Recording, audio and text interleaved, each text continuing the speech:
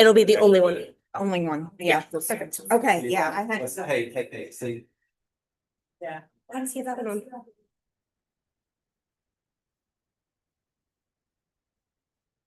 Oh, no, that's, they're gonna hear.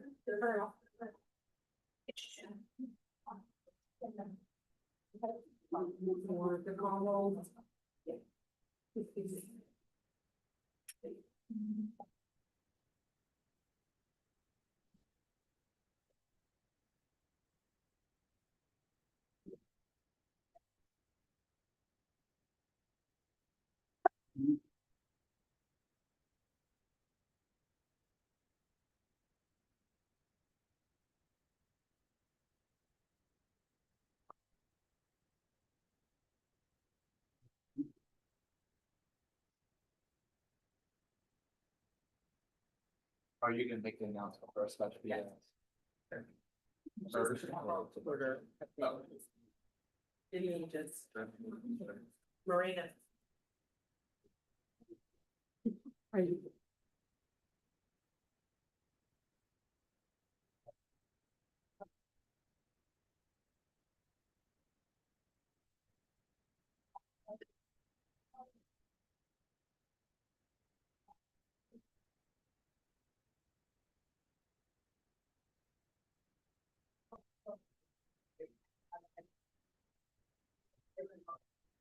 Yeah.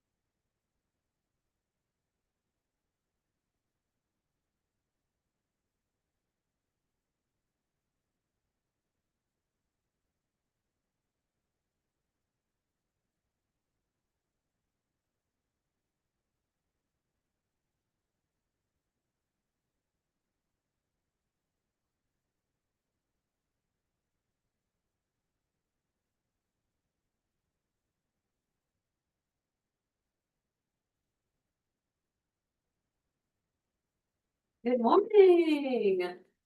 Oh, come on, I can get more energy than that. Oh, do you need more time? Okay, 1, 2, good morning.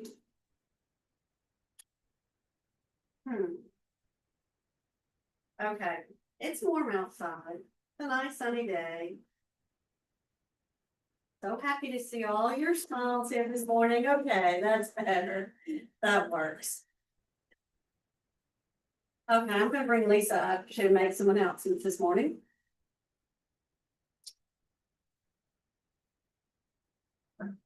Actually, I'm going to stay here. And that is what my announcement is about. We are very excited to have a team of talented deaf interpreters begin today at our meeting. And the interpreting team, what we're has asked us to do is for everyone to stay at the table. And we will either you will stand up to sign. And if you could just, the DIs have requested if you could kind of keep it at a reasonable pace, they would appreciate it. And then for those of you who are hearing, we will bring the microphone to you. But the comments that you make will be relayed through our DI team. This is only our second time using DIs, so please be patient as we continue to learn and ensure clear and accessible communication.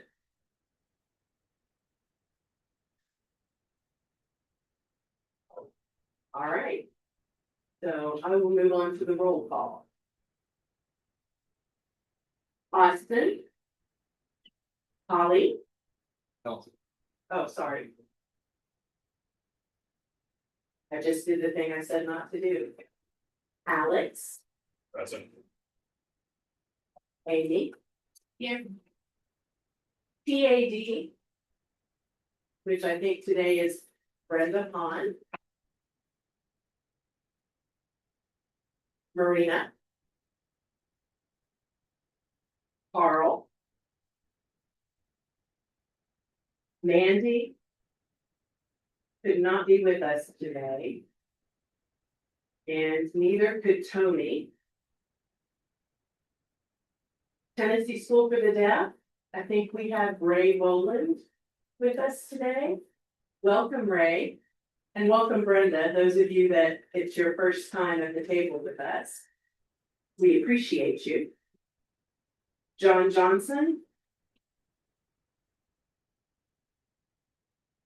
Annalise. Here. Robin also could not be with us today, so Monique. All right, did I get everybody? Great, we do have a quorum, so we will be able to vote.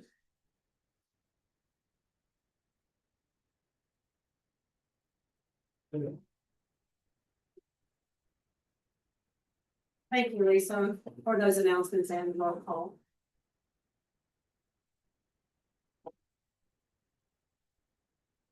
Has everyone had a chance to review the agenda? Are we ready to approve this agenda?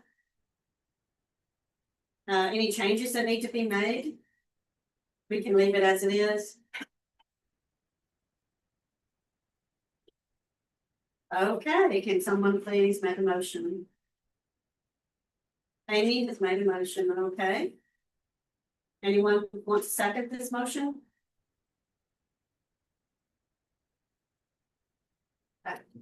Monique? All right. I don't think we need to have any open discussion since there aren't any changes that need to be made to the agenda, so we can close that portion of it, the agenda. Is there a vote? Yes, raise your hand.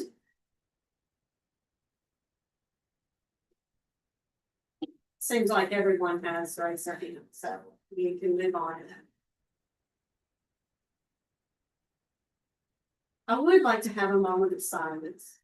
This is for Sharon Bryant and Jen Forbes. We could have a moment of silence, please.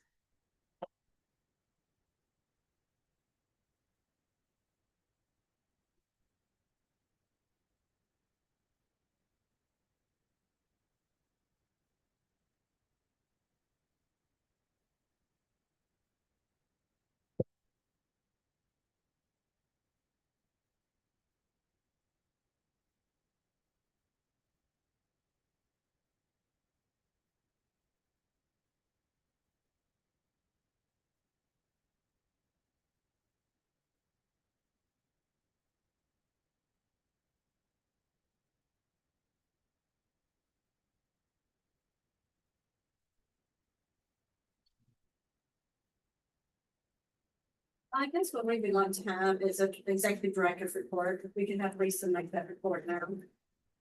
All right. Okay.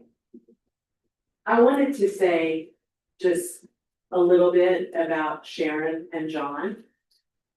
Both of them were very involved in the council, and it is really difficult not seeing Sharon's name up there because she was one of our faithful Zoom members. She was here when she could be.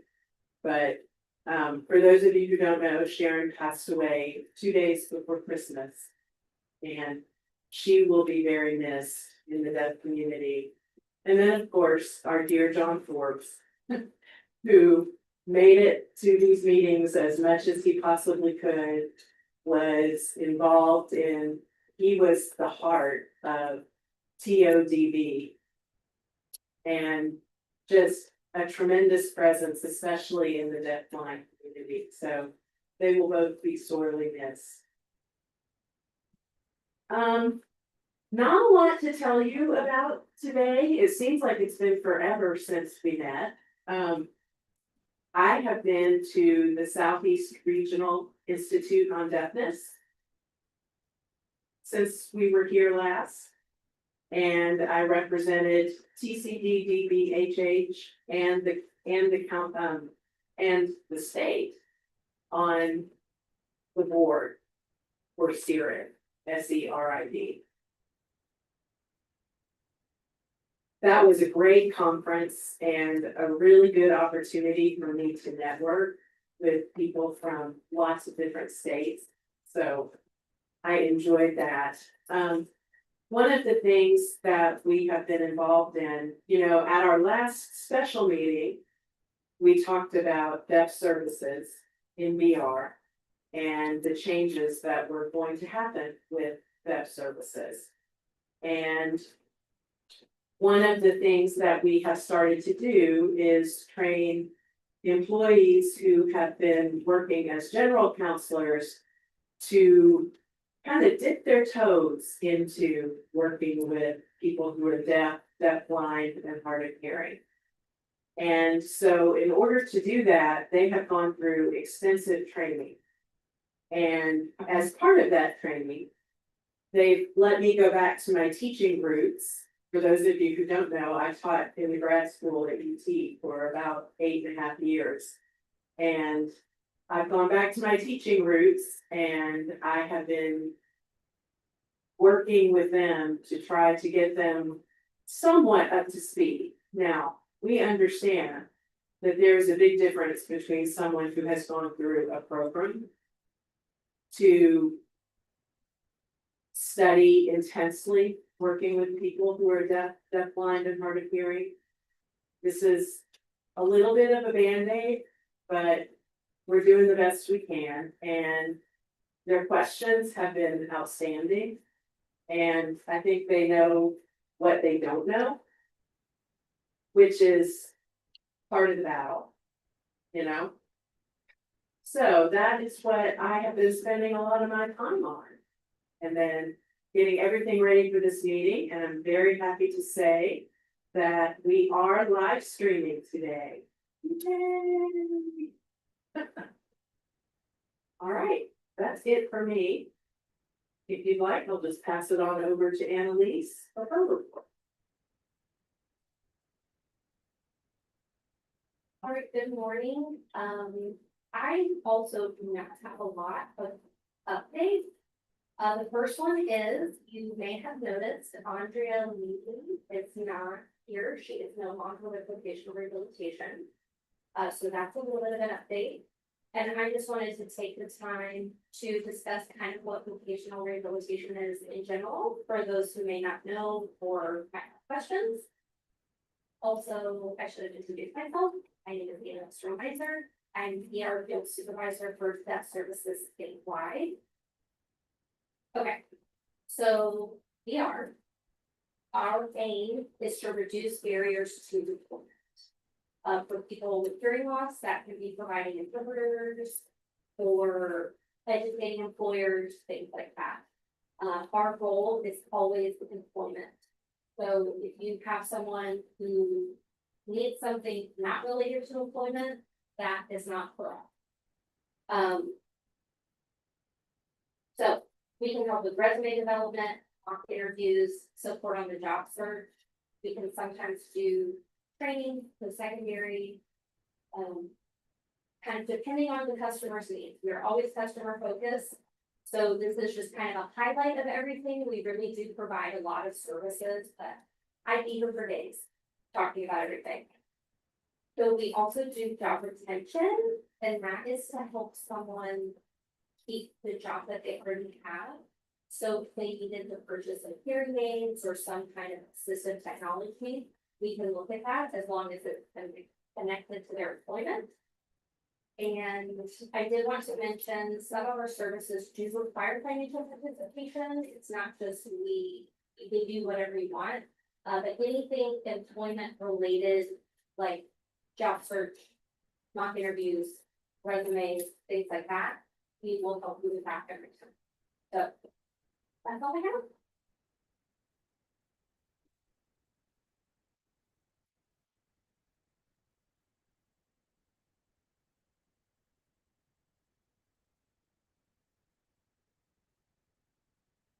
Thank you, Lisa, for your executive director's report and also for the Department of Human Services. And thank you, Annalise, for your report.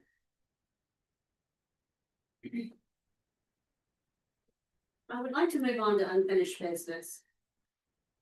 TCDBHH. Mental health. I'm gonna turn this back over to Lisa. As you guys may know, or may not, I am an ex officio member of all of our work groups that we have going. And as a representative of the mental health work group, they have asked me on their behalf to come before you today. And I don't think it's anything that requires an official vote, but give you an update and let you know where we are and what the plans are. This group has been very active. We've met every month for probably the last 2 years at least. And all of our state hospitals have been trained. And we have worked through a lot of different issues. We've done presentations at all but 2 of the centers. And that's just because winter came and time got away from us. So we have presented on what is mental health. We had Dr. Angela Scruggs working with us. She's amazing.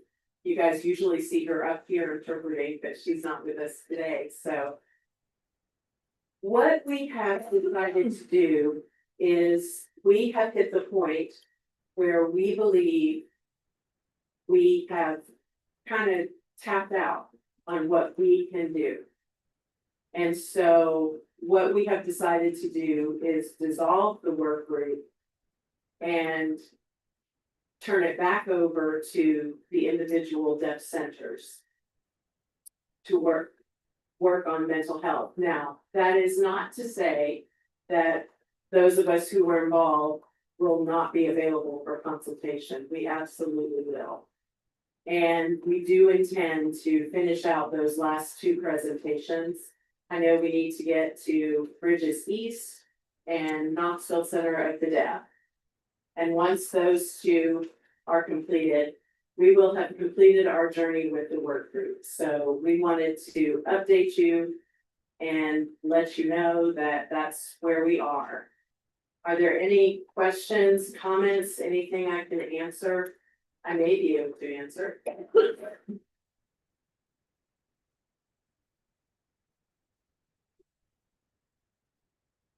Good for me to get up. I'm Alex Stone, the chief of staff at FEMA. Get to serve as vice chair at this council. The only question I would ask is, would it be possible potentially to do kind of a brief out of all, everything, or everybody that may not have been involved or knowledgeable about the stuff, the our working group, to see if the full gambit, everything's been done. Absolutely. I can actually do that for our next meeting. Else? All right. Oh, John.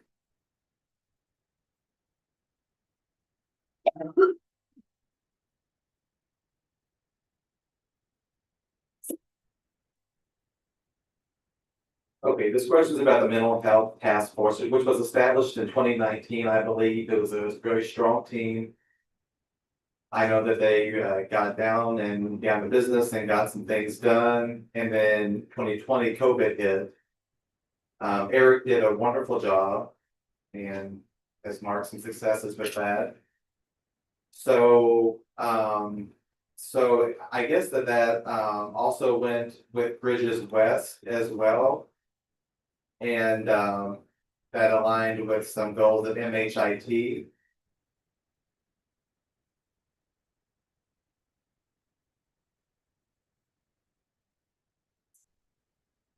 Yeah, so I feel like that, Eric's been drowning in all this, and so I think we, there have been some things we've had to put off. I know things do take time. obviously, and we need to continue to try to get things done and push for things that we want to have accomplished. I have stepped back from that a little bit. And whenever. Oh, but I want to see us cross that finish line.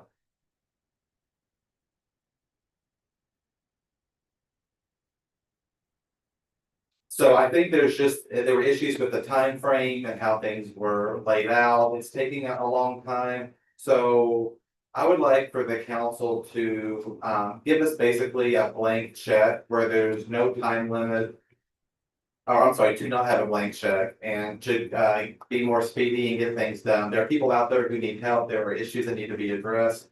And there's suicide prevention. There are people out there waiting. There's lots of concerns. So we need to just go ahead and finish these things. And I would like to be an advocate in any way that I could.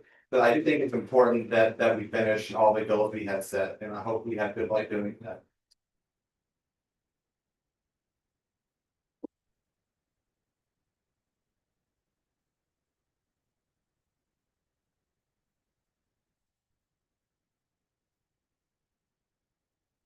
Thank you, John, for your comments, and thank you, Lisa, for your report. Now we move on to new business.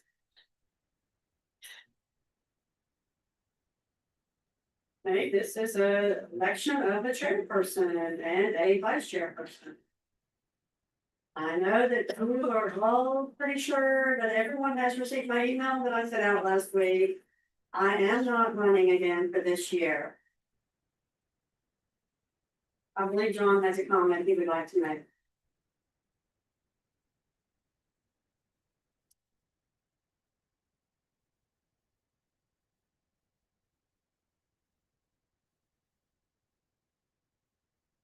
So when do we start making the nominations? Let's do this right now. We can nominate people today. Okay.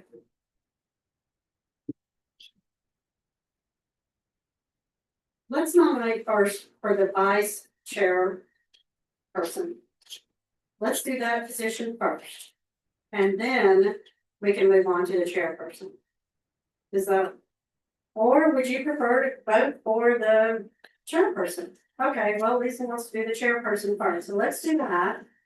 Let's vote, let's make some nominations for chairperson. I'll accept any nominations now. I'd like, send on Alex.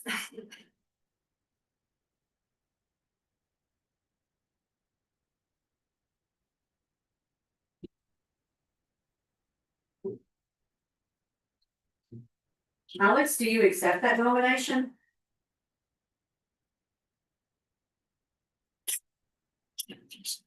Okay, his response was yes. This is John. Never mind, no. Never mind. I withdraw my comment.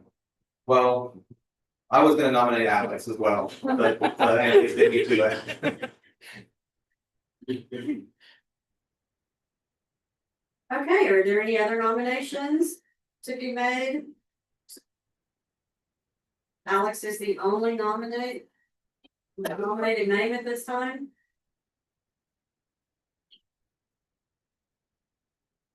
Well, then there's no competition. All right, well, let's go ahead and take a vote. So all in favor for Alex as chairperson, let's say yes. I figured that would be the answer, so everyone has said yes, so there we go. Congratulations, Alex, on your new position as chairperson, and we'll see you at the next meeting. Now, let's nominate for the vice chairperson position. Does anyone like to make a nomination?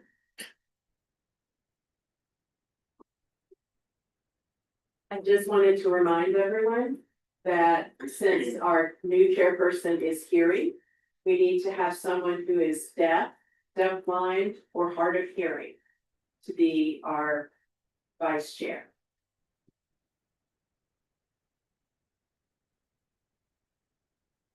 Unfortunately, we're missing a couple people today.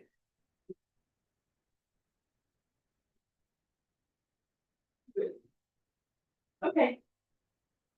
You can go ahead. Sorry, that was a sidebar conversation.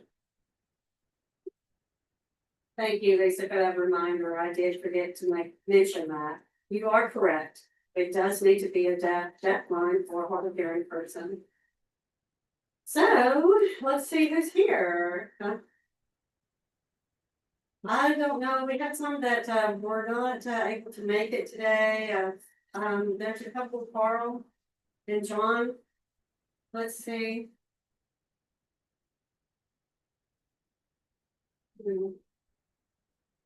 Monique, do you have something you'd like to say? I would like to nominate. Sorry.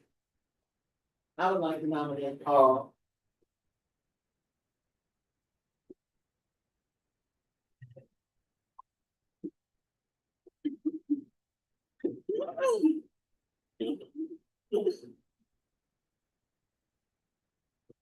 Carl says, who's that? He's not.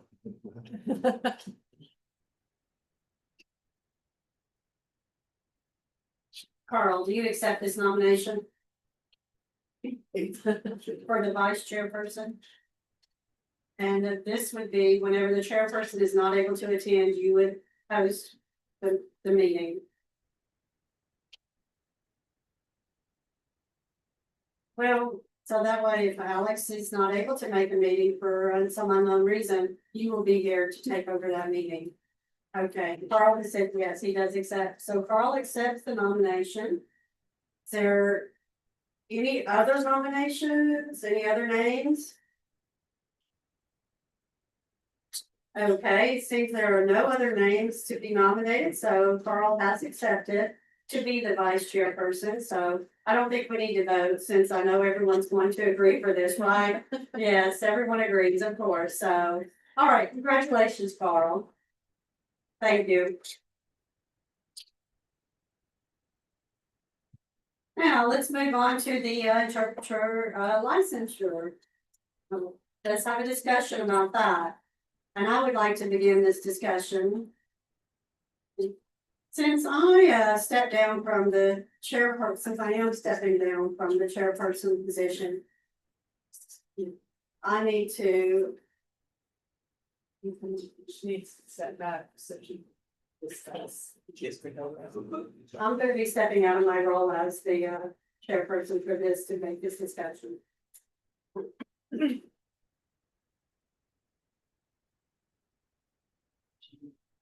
Only unfair. So, No, it's not on yet. It's- hello, you got to put this. Yeah.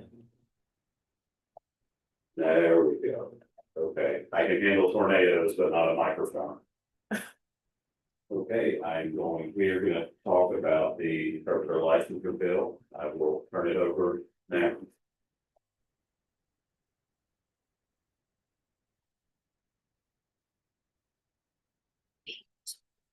Okay. I'm not representing the chairperson role right now, so I am gonna be talking about the interpreter licensure. At this time, I'm not sure if you all have had a chance to read this bill. There are several amendments to the bill. There is some discourse with this bill. And some things that I have been unaware of have been completely taken out of. Congress has taken some things out, the council has taken things out of the bill.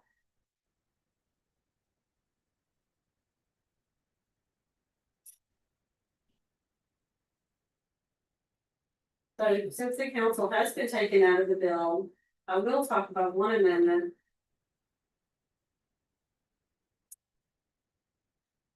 Tennessee Council for the Deaf-Blind Hard of Hearing implement coordinator, and there are some other purposes, wait with this part, wait just a moment, let me just review this for a moment. Just excuse me, let me go on to it's another amendment I need to look at.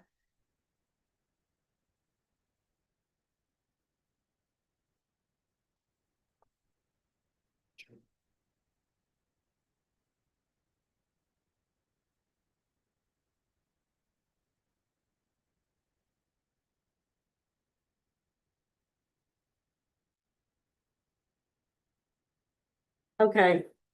Now I'd like to move on, and this amendment it's on the very last page of the bill, and it says Tennessee Code. I noted section 7142102 is amended by deleting the language. I hereby create the Tennessee Council for the Deaf, Deafblind, and Hard of Hearing, which has the duty to and substituting their hereby created the Tennessee Council for the Deaf, Deafblind, and Hard of Hearing, which with the support of and in consultation with the Tennessee Board of Sign Language Interpreters has the duty to. That has been deleted. And they say that it actually opens up a high risk for, oh, what is it that is, Lisa, help me think of this. It's a statute that's related to the laws. It could be a dangerous conflict, so they had to take out that completely. They need to take it out. They need to take that whole paragraph out completely. So this is my concern. And I'll open it up for discussion on this matter.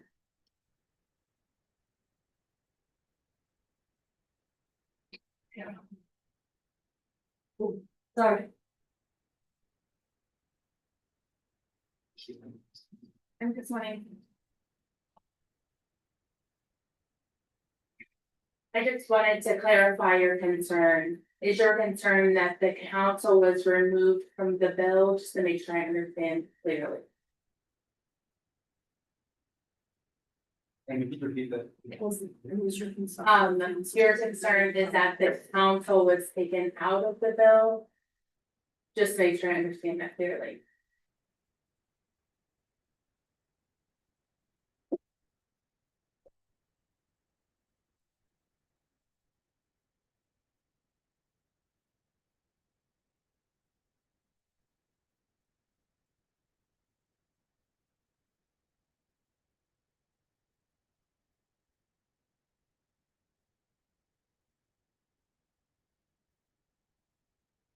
It says specifically, will the Tennessee Council for the Deaf language.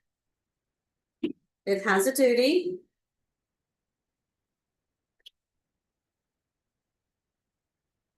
Oh, sorry. I'm sorry, the interpreter was in the way and but the people weren't able to see me, so let me repeat that.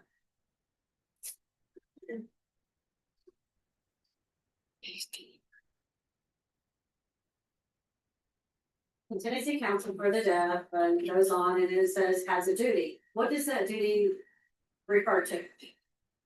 And it says that there's an amendment substitution. And then it goes on to say support and advise. But I'm not sure why the word duty is there. I'm not sure why we are involved. So there, we'll turn it over to Amy now. I don't know why I can't figure out this microphone. Anyway, I can take this back to the work group to make sure that I'm answering this correctly. But from what I understand, that was amended to take the duty away from the council so that it didn't add more work to the council's plate. From what I understand, I could be wrong. But let me take it back to the work group and I can give you a clear answer then.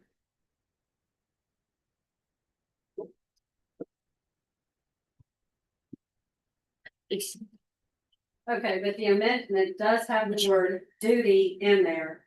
So that's what I would like to discuss. I'm not sure that the council should be involved with the interpreter licensure bill. And John has a comment to make.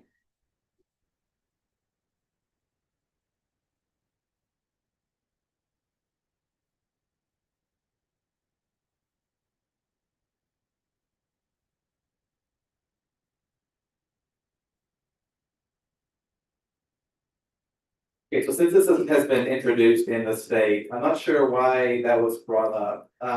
Other states have licensure and for sign language interpreters. So, I mean, if other states have it, then why doesn't Tennessee?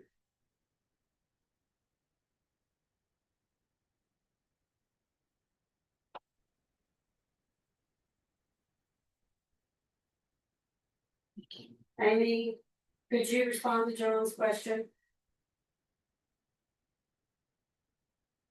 That's a great question. That's a great question. We want there to be a licensure in Tennessee. I can give you an update during TRID's report on what's going on with the licensure, and the work we've done on the Hill. But we're working on hopefully getting a licensure here in Tennessee.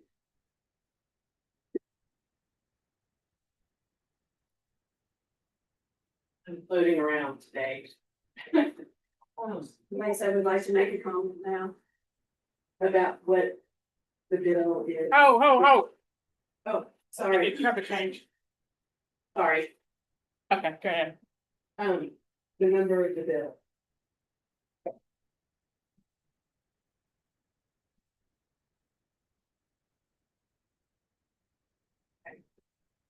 HB 1040. SC 942. Okay, sorry, How many to be enough? no, they found it, we're good, okay. All right. Sorry, go ahead.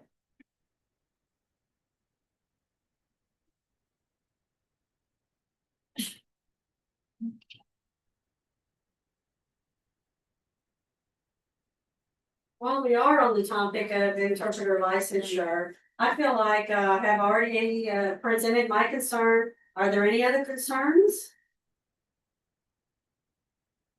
Amy? I could get on and talk. That's okay. I need to get reception. I just wanted to say that I will email the group the answer I get from the work group about that amendment.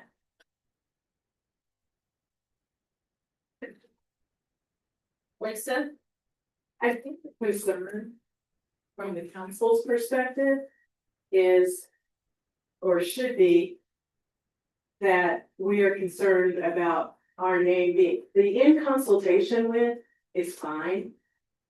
But the second part opens the statute. And in this particular political climate, that is very dangerous.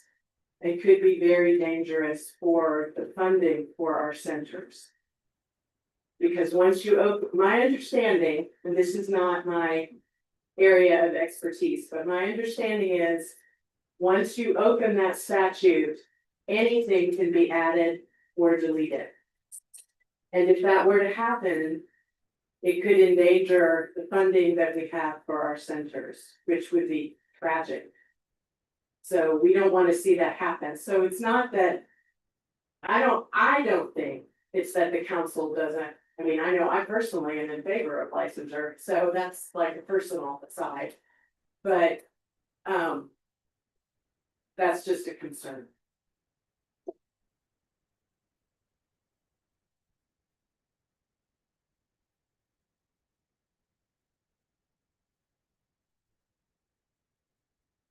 Thank you, Lisa, for those comments and your concern. Thank you. Any other comments, concerns?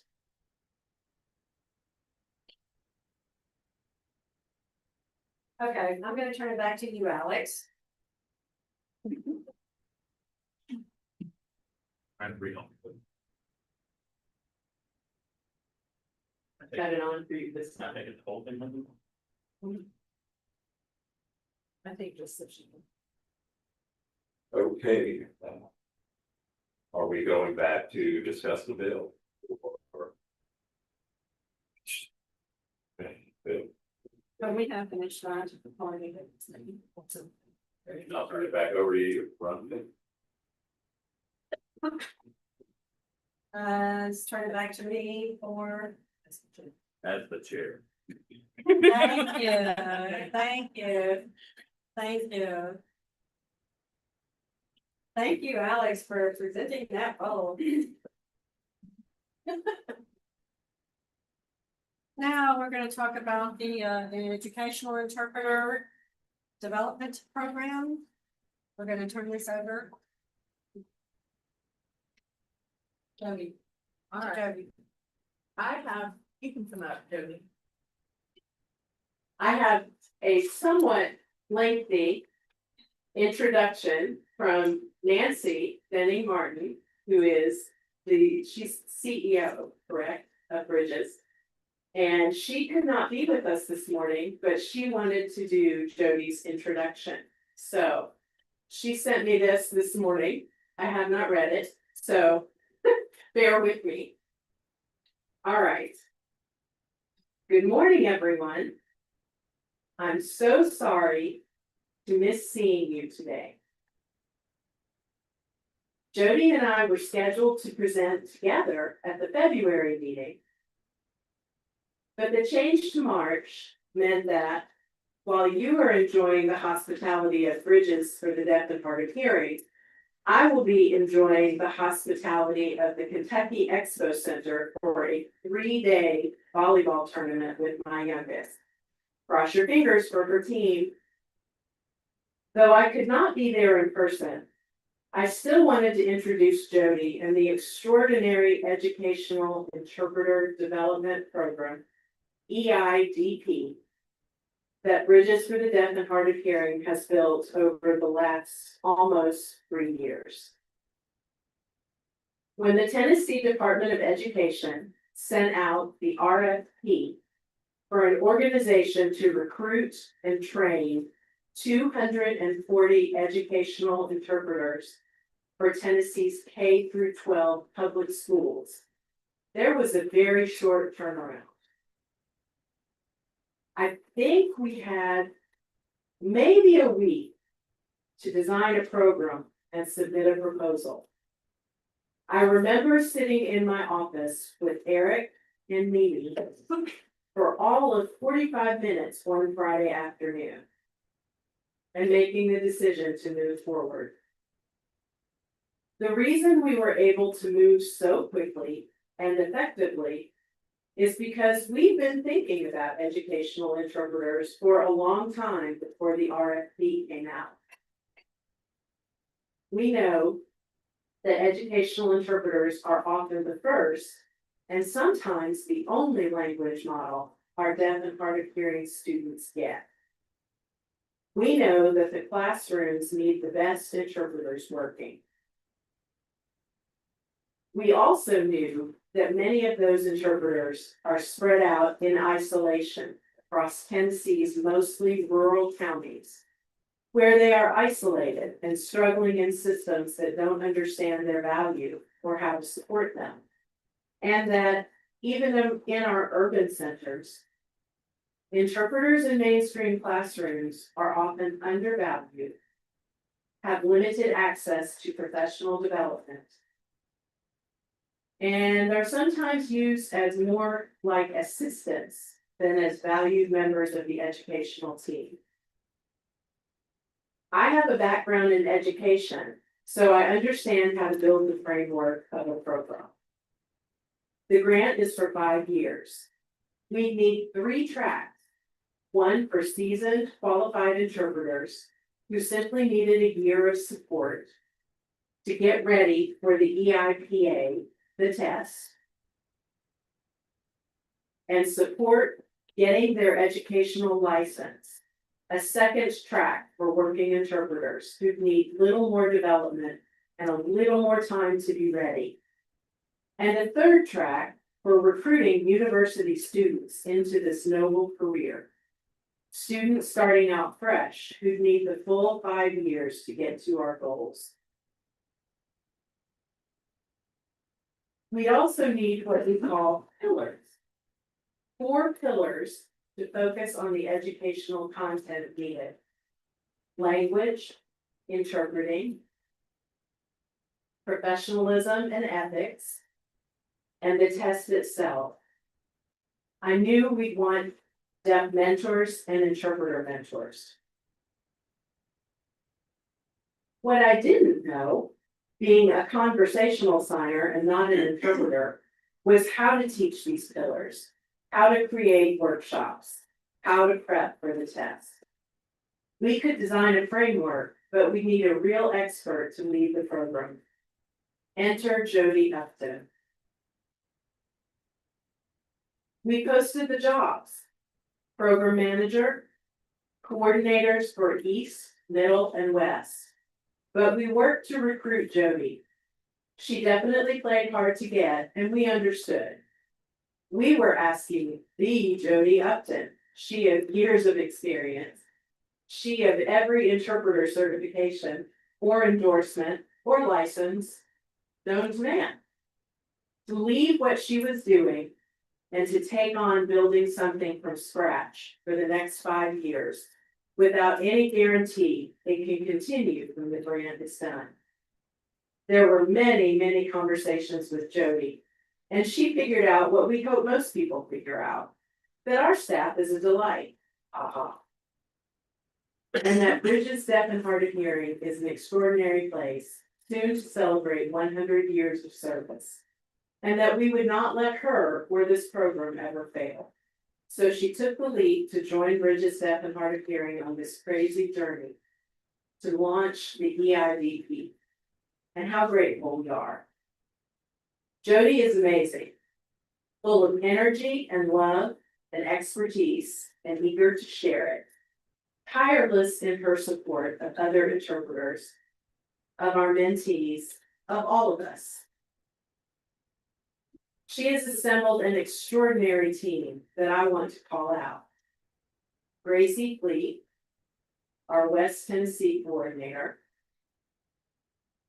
Tori Palmer, our Middle Tennessee coordinator. A name you may all recognize, Tiffany Kelly, our East Tennessee coordinator. And Mike Green, our full-time deaf mentor. Recently, Trent Harper has joined us to teach workshops and a very special ASL class focused on academic language. You will not find kinder, funnier, more hardworking people anywhere, and we are blessed to have them at Bridges Deaf and Hard of Hearing. We are blessed by the many contract mentors, deaf and interpreter, that we have.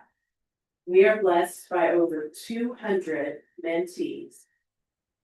Some graduated, some still in the program, who are or will be serving our deaf and hard of hearing students and giving them excellent language role models.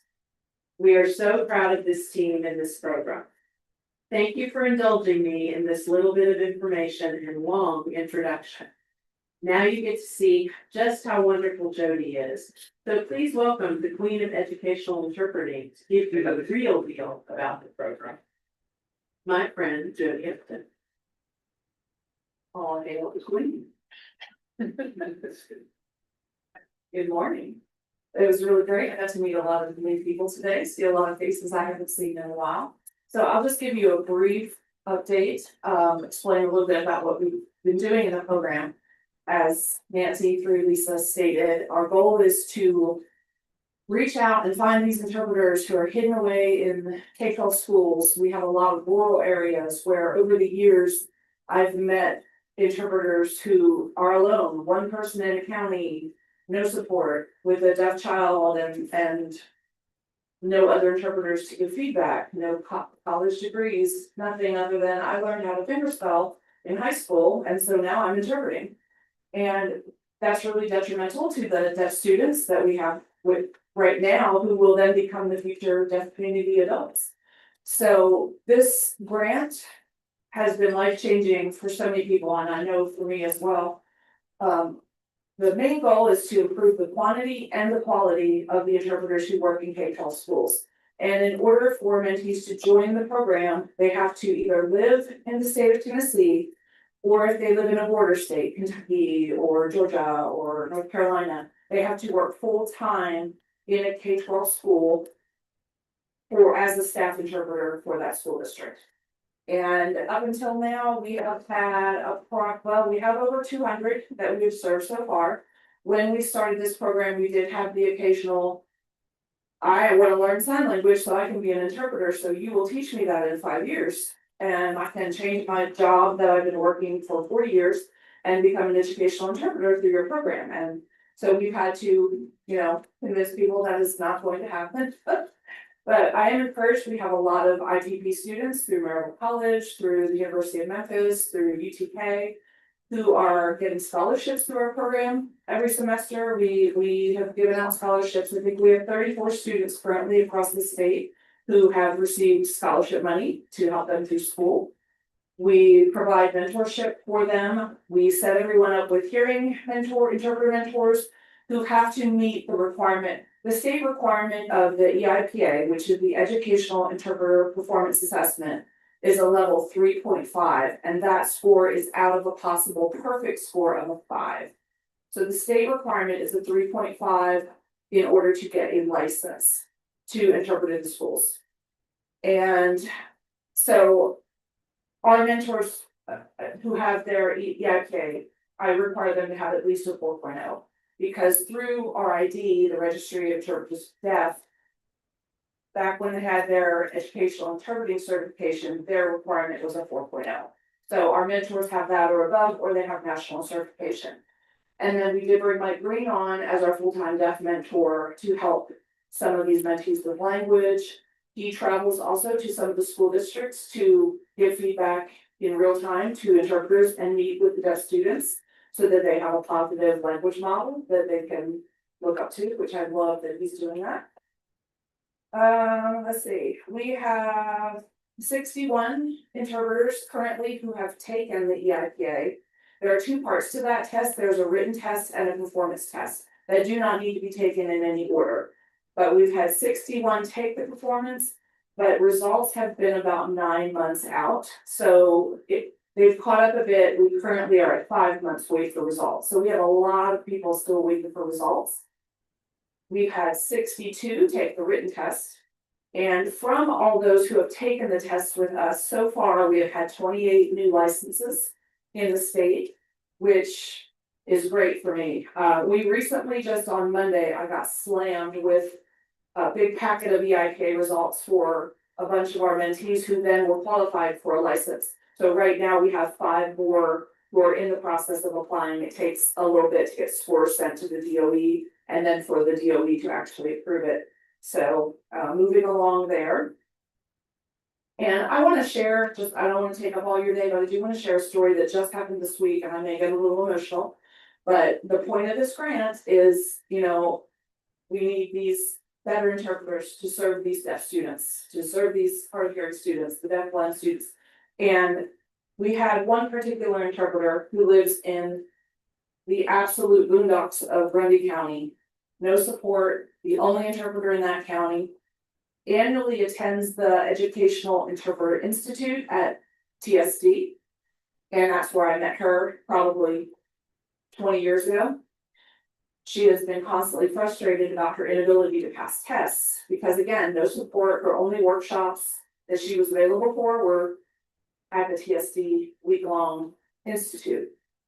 Workshops are expensive, as she couldn't afford them. She also had no time. She lives in a very small town. Anytime there's a need in that community, she is there to meet that need. She is always in charge of every single fundraiser that I see. It's always her name attached to it. So she took her written test with me probably back in 2017 and passed it. But when she did her performance test, she scored at 3.2.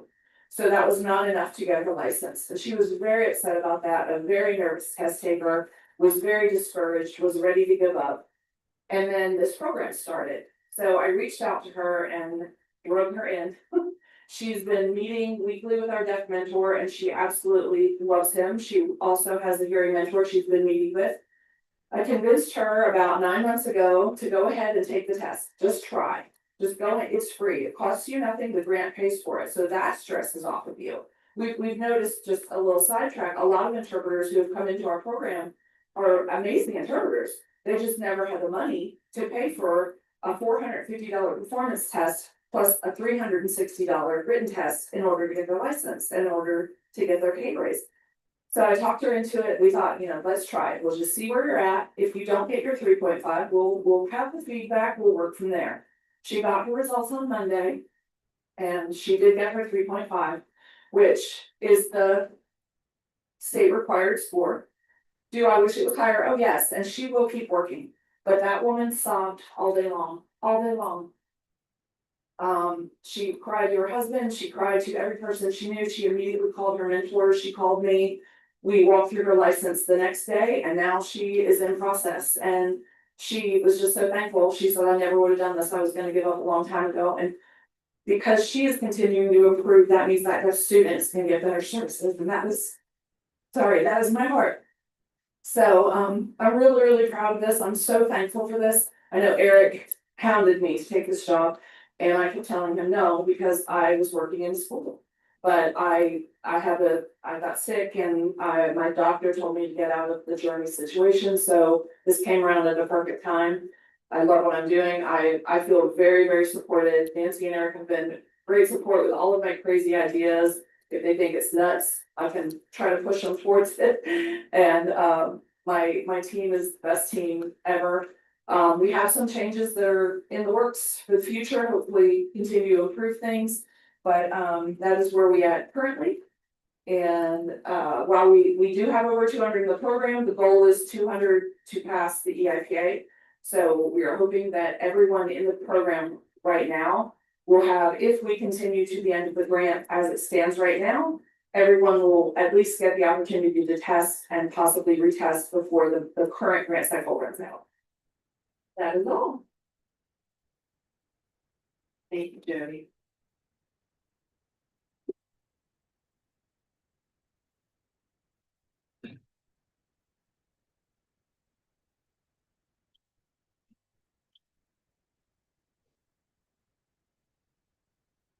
I think Carl, has a question for you, Jody.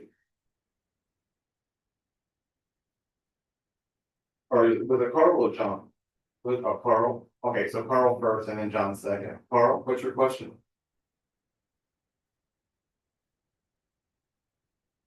So could you expand again on what the EIPA is? What does that stand for? Yeah.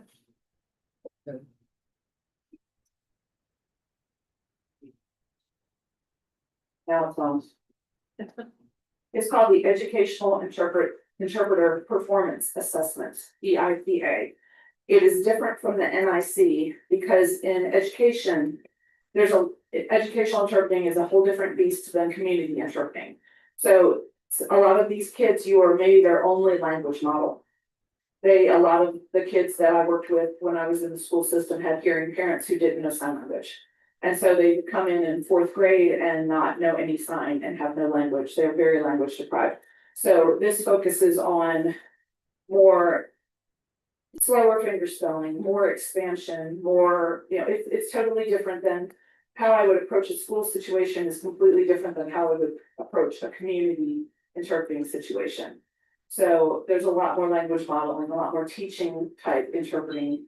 And this test measures. It has 38 different measures that it measures related to how you do your job as a K-12 interpreter. And then there is a written test as well that tests you on ethics related to working in a school system. Things like mandated reporting, where I might not do that out in the freelance world, or linguistics. My use of English as an interpreter, do I know my first language? Deaf culture, technology that deaf students might use, like hearing aids and FM systems, different things like that. And both of those tests need to be passed for a license.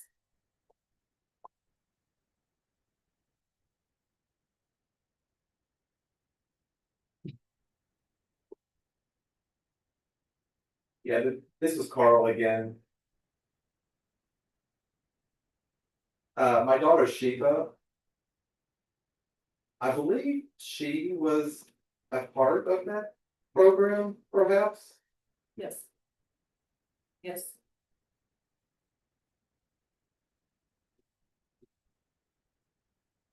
Marina says, all right, Carl, thank you for good questions. John?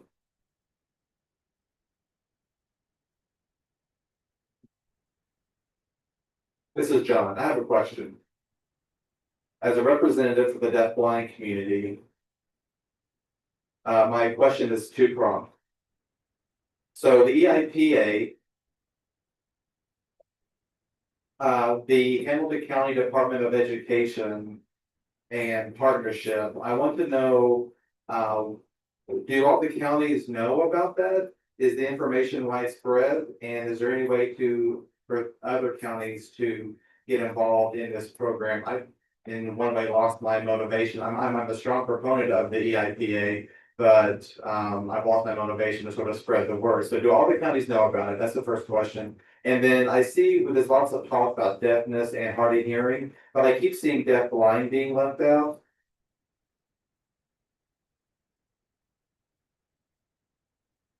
So prior to COVID, I know that there were lots of deaf blind students in the school systems, but they were unfamiliar with, and those interpreters were unfamiliar with how to work with those deaf blind students, which was an outrage to me personally. And I was responsible for teaching those interpreters how to work with deafblind students, including tactile, using different hand movements. So working with deafblind students is a much different ballgame than working with deaf and hard of hearing students. So I think that the program should also include a heavy component of deafblind students and their needs as well. You know, I think it's important for interpreters and school systems to know how to handle their deafblind students. And as those issues come up, I have made Lisa Rimmell aware of those issues. And I just think for the success of our future deafblind students who often are left out and isolated and set apart, I think that's a big need that should be a part of that program. I agree. It's on. Yeah, feel like it's on. Yeah, right now, I'm gonna move it. It takes it a second. Okay, is that working now? Okay, yeah. So, and I agree with that, unfortunately, the EIPA, which is what the grant is for, does not cover deafblind interpreting, it does not evaluate someone's skill on deafblind interpreting. It is strictly a hearing interpreter test as well. That's another complaint I get often, is there is no test that a deaf interpreter can take currently through the EIPA. Their route, if they wanted a license, would have to be through a CPI, if that's something that the licensure department would accept. Now, I do actually have it on my to-do list when I get back into town to contact the DOE, because we just recently were contacted from a school district asking, they have a deaf interpreter. How can they get a license? And currently, the only way is through national certification for the EIPA. So I need to address that with them. It is a rule, not a law. So there can be changes easier with that in the future, I believe. We do have, I don't know how familiar you are, but I live North Georgia. Dana Charter is a deafblind woman who's a friend of mine. We have reached out to her about presenting for us regarding deafblind students and interpreting. So far, we have not had any interpreters that we have had contact with who have said they work with a deaf-blind student in a public school, but absolutely they are welcome to join the program, and we can, have professional development for them as well. I forgot, and as far as counties, yes, so we went through the entire state and we reached out to every single county in the state, contacted all the schools to see if they had, we can't ask them, do you have deaf students there? They wouldn't be able to answer that, but we have asked them if you have an educational interpreter working for you. If they said yes, we sent them information. Some schools, didn't know what we were talking about, didn't know what an educational interpreter was, don't have any, so then we just let that slide until we'll check in with them maybe a year later and see if that's changed. The ones that do have educational interpreters working in the schools, we have reached out, we have sent them information. We have a couple of our coordinators who have actually gone to the school districts to present to their interpreters. We have gone to the colleges and presented to all of the ITP students. We have about, I want to say, 43 counties currently who have mentees in our program. where we have found people out there in, nowhere Tennessee. Hamilton County is on our list. We contact them regularly. We have several who are working in Hamilton County who are enlisted in the program, and we continue to reach out. I do have one county that has specifically told there are two levels in the school system there at Hamilton County. You can be a certified employee or you can be a classified employee. If you want to be a certified employee in Hamilton County, if you are an educational interpreter, you must have the license. Otherwise, you are considered a classified employee. And so one county has required their classified interpreters or employees to join the program so that they can see that they are working to become certified employees. I want to make that clarification. Our program does not certify you. I get that a lot. We can get you an educational interpreter license, but the EIPA is not a certification, it's a credential. So it will make you a certified employee, but not a certified interpreter. So I want to clarify that. That is something we're also working on, is standardizing this language that everyone uses about K-12 interpreters, because they are listed as signing aides, they are listed as interpreters, they are listed as parapros, they are listed as sign support staff. So, and then also they are listed as classified, and we have people that think because, oh, this interpreter passed a written test, now they are certified, and that's just not the case, and that's really frustrating. And even out in the community, we know there are a lot of initials after our names for all the various certifications. It's already confusing and this makes it worse. So I actually just finished reporting explaining the differences of classified versus certified and what certified means and how you're not certified if you have your license. So that hopefully we can clear up that as well. But we do have counties that are requiring their employees, if they're interpreting, if they have their hands up, regardless of job title, that they join the program to try to strive towards that.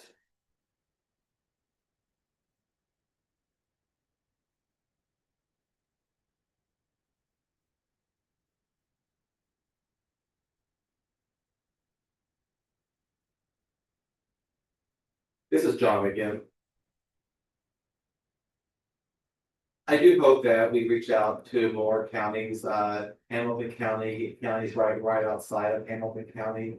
For example, Bradley County, Martin County. They do have deaf students in those. If they have students in those counties, it's important because otherwise they're just getting away. And we need to support them and to help them. Right now, they're probably getting minimal access, so there's a lot more that we can do, but I do thank you for what you're doing. Yeah, and I will say, Tiffany Kelly has been out there. If you've seen Punch the monkey, who drags his stuffed animal around, who was rejected by the other monkeys, and he drags his stuffed animal around, that is Tiffany with all of our mentees. She gets them and she loves on them and she pulls them into our program, and it's wonderful.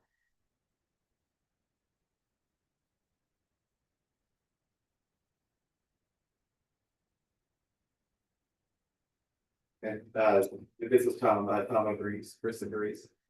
Don says that's very cool.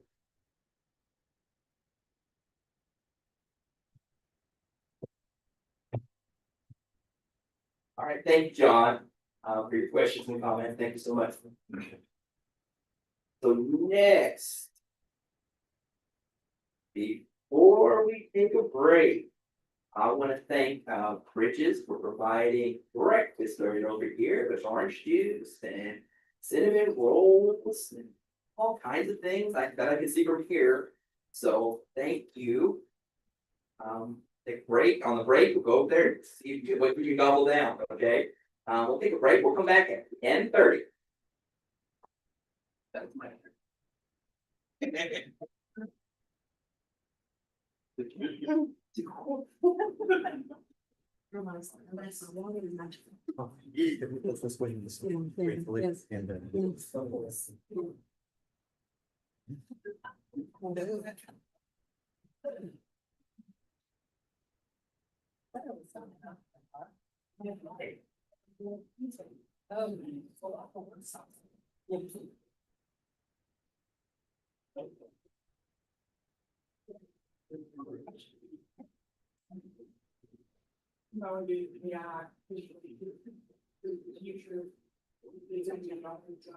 How you.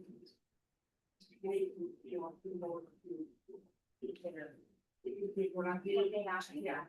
Even if it has to be told, issues, they will be told that you are, that's what helps.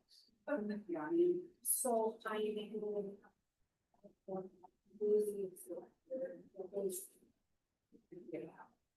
How do you want to?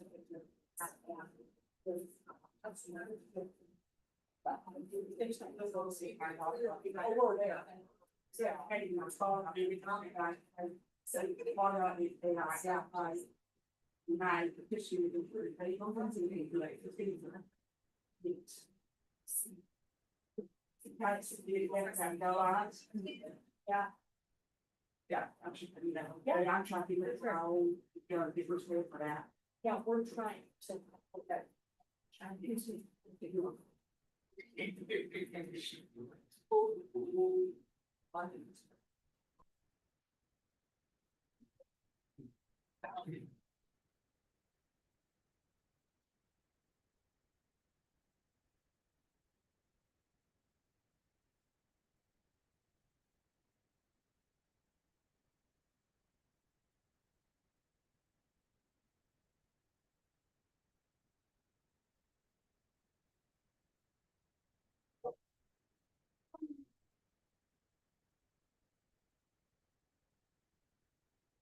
Okay.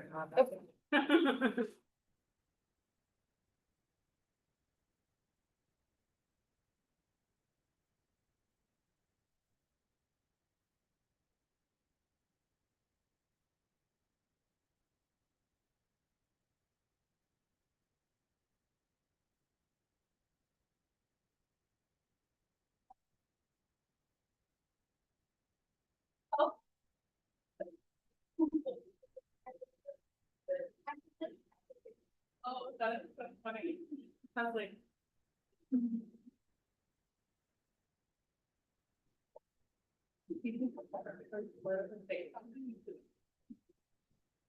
I'm like, no, I'm just, you were here for the bad. Yeah. I mean, it's like. You see anything? No. I didn't get them. I don't even know how to get them better. Yeah, well, lucky. Got that down. We really see I'm like. We had for example. Less.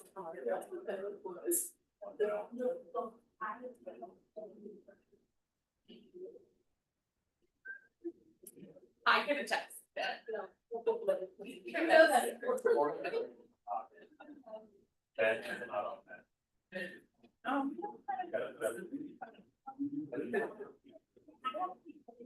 No, no.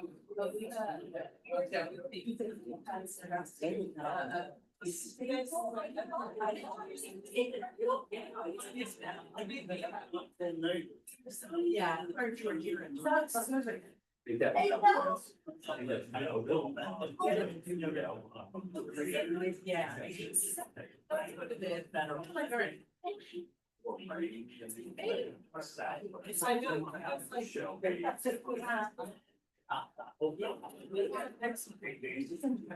Then we started. So it's. Yeah. That's why. I'm not really that's what again. I've only seen this one time. It's been eventful. Wrong.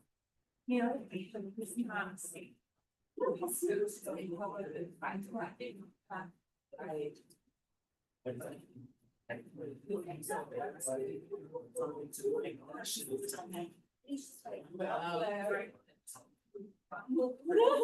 Yeah, I'm just.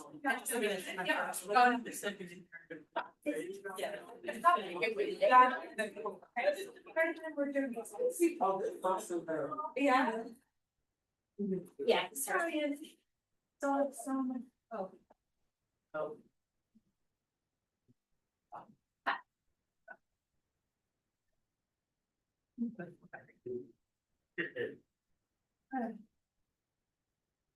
Oh, even so.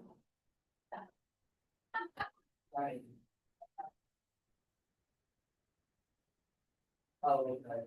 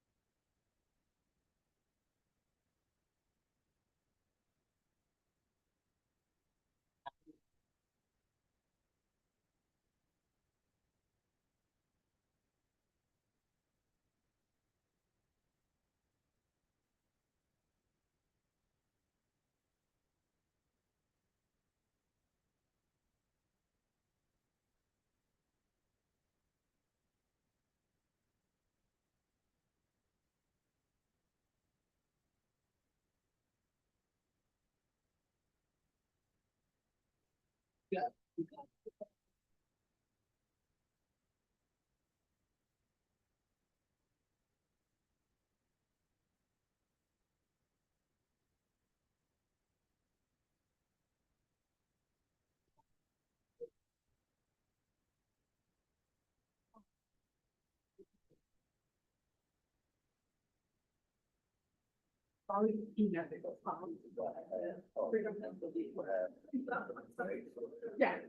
Yeah.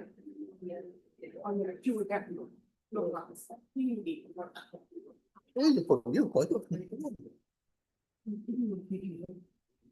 I'd like to take you more. That, Yes. Next week. Okay. I didn't know you from Nashville. Didn't know that. Well, I know you go to school in Chattanooga, but I didn't know you were ready to go here. That's about it. Oh, wow. Yeah. I've been up north and I've been feeling snow, I had to shovel. And Yeah. oh, I hope I don't see that again.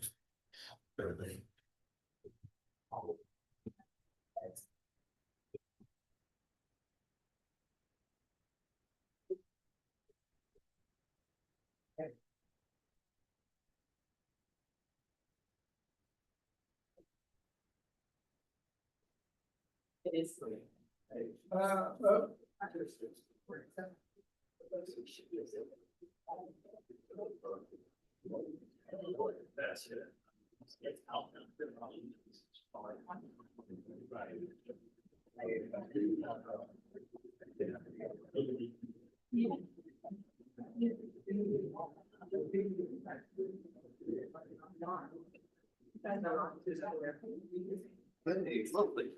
I need to know how to do the line.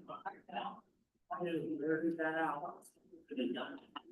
It's I'm used to as a council, usually the years. Not yet. Or like they go over. Evening. Just that, they've done it, dude. Yeah, I'm sorry.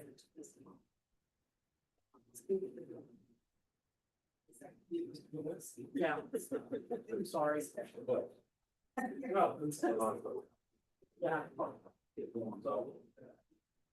This mistake. That's okay. Is that your car?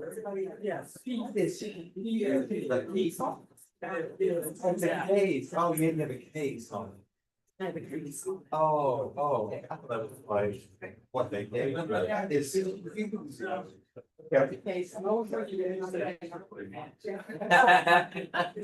I'm not that smart.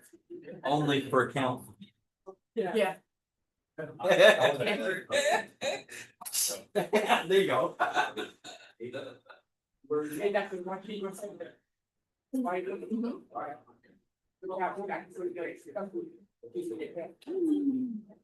I love my ducks.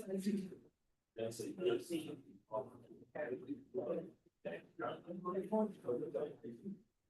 Again.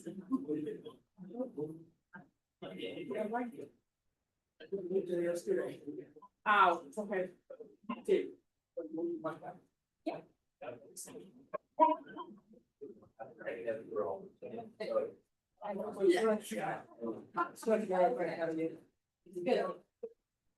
Oh, you mean. Yeah.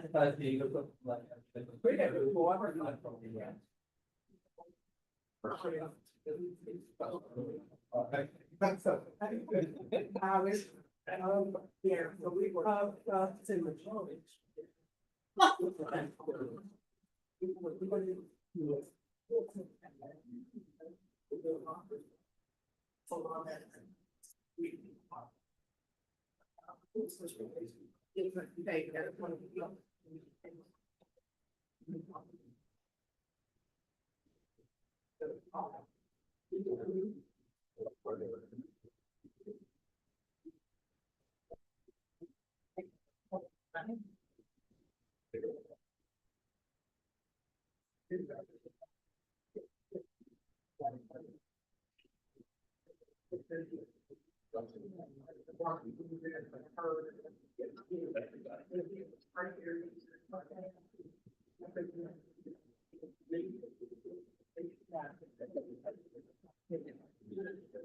Thank you very much. I'm sure this is there. Talk about.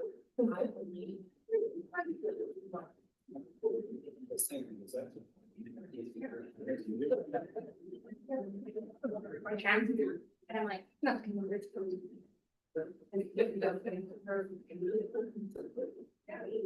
Like you're all. No problem with that.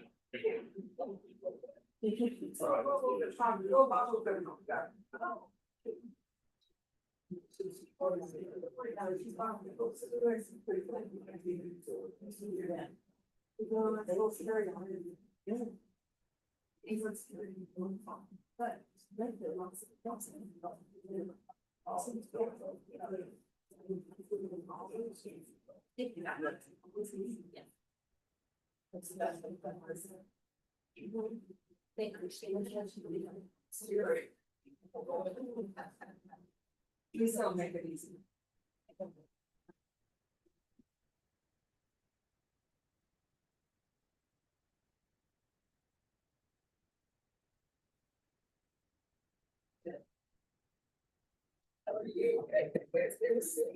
So most people know, they don't start to come back or.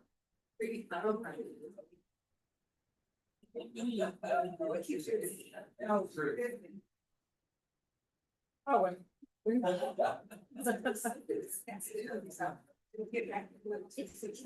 Yeah. So would not be.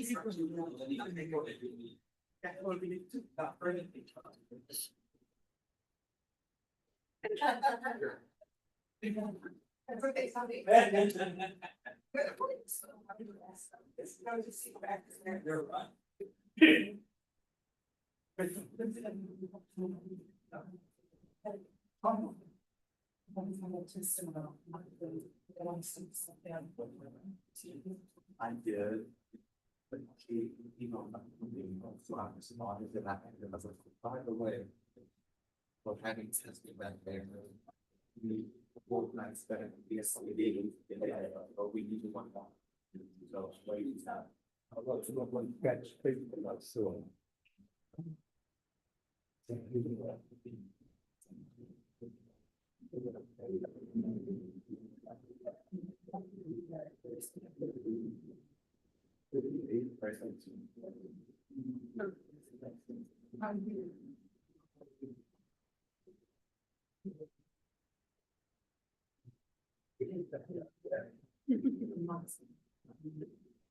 Okay.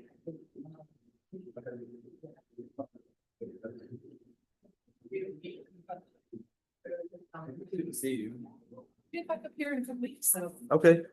Maybe we make them have lunch. One of these days, I can't hear this, but I think it's all a lie. Well, they in and out. Right.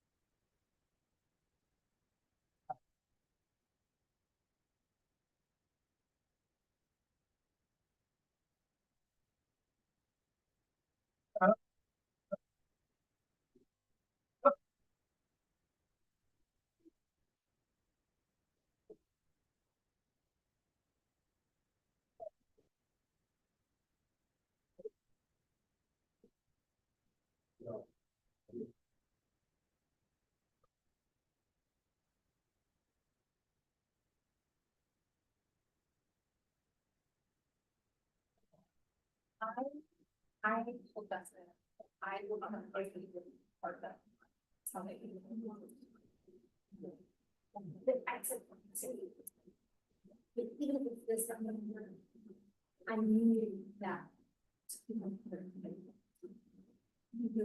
Oh, what did she say? That's just my bad.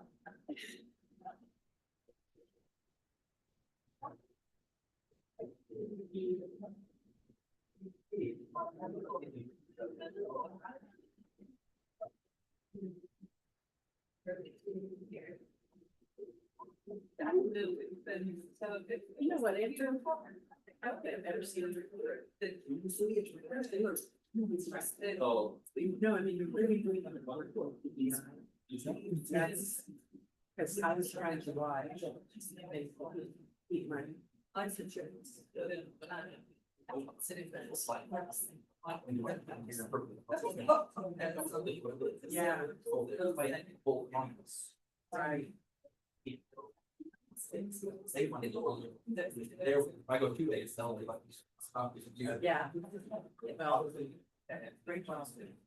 I appreciate you.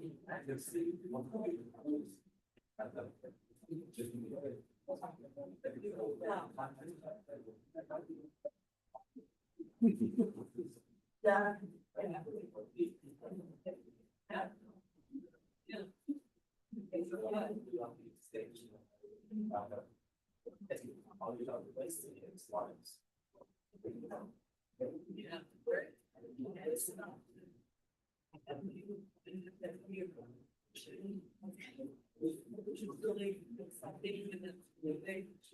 Project.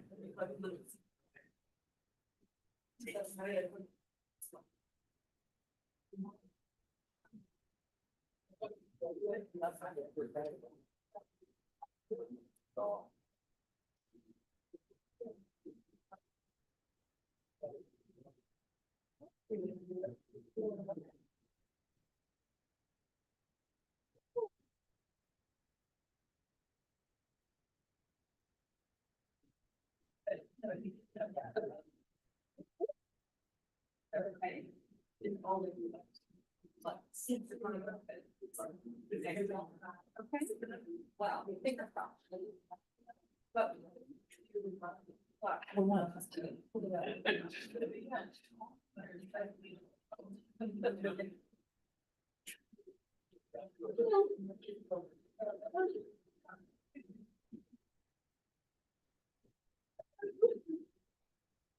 Are we starting this one down? I'll fucking start back over again. I'll give you 10 seconds. 10 seconds. Back to my turn. Right.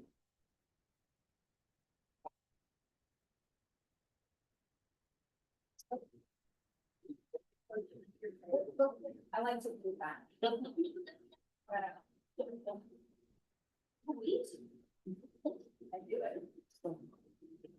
it. Yeah. That's me. Doesn't matter. Go to the next one. Oh, they burn the take Johnson's. I'll take 10 seconds of her, and then you'll take 50. That's fine. Since that's fine. But there's the part on here. I'll beverage pages and see.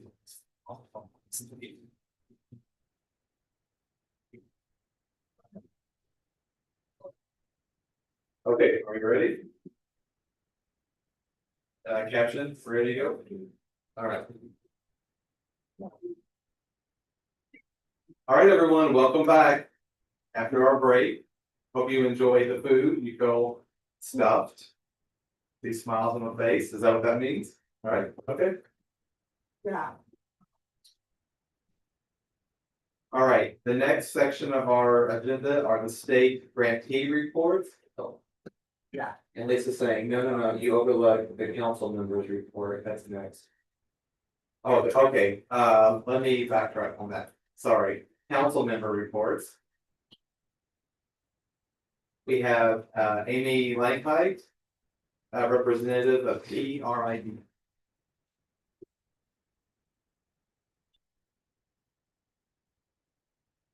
Hello, so TRID has been working with the licensure work group interpreter licensure work group. This past month, we spent some time at the Hill. We had a legislature luncheon where we had a massive room full of deaf and hard of hearing and deafblind consumers there advocating for themselves to get the licensure passed. We were able to collect 2 more co-sponsors during that meeting alone. 3 more co-sponsors during that meeting alone. The next day was Deaf Day on the Hill, and we were able to present for the, let me get it right, the Governance Operations Committee, and that was on the Senate, in the Senate, and they passed that got passed unanimously. So next we will be presenting to the Education Commission, if I have that correct, and that's in the Senate.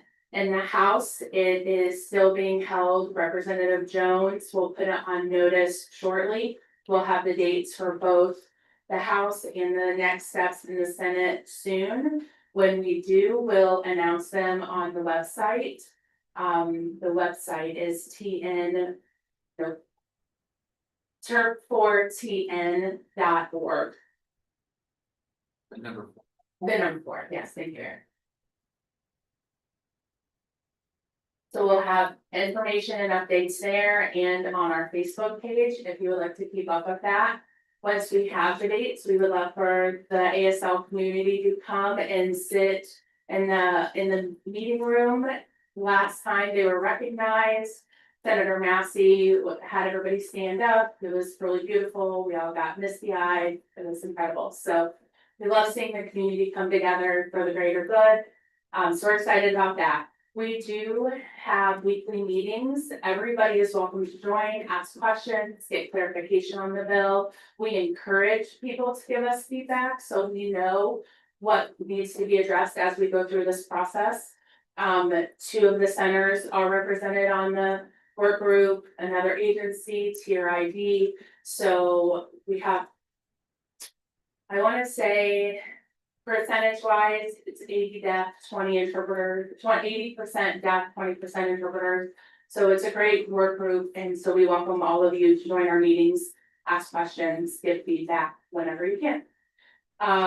Also, TRID is looking for a Nashville rep right now. I have taken over as treasurer, so I'm not a rep anymore. But if you know any certified interpreters that are either TRID members or want to become a TRID member and be the national rep, we would love to have somebody come and do that so they can host events, workshops for our Middle Tennessee TRID members. Other parts of the state are still having monthly interpreter gatherings, and they're doing that. And that's all I really have for TRID. If you have any questions, I'll be right over there.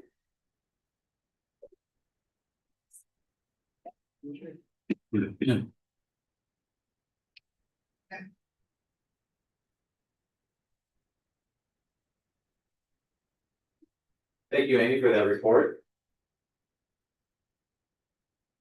Carl Sherrard is next as a deaf community representative.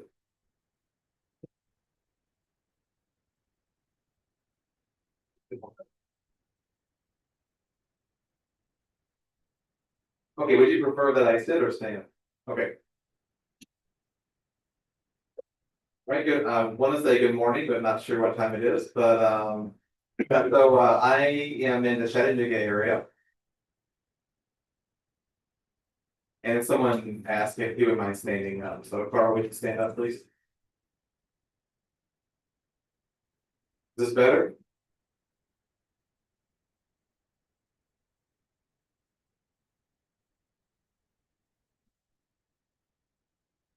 Okay, yeah, so I'm in Chattanooga where we have a partnership as our agency there, so I'm here to give you some updates on what's been going on.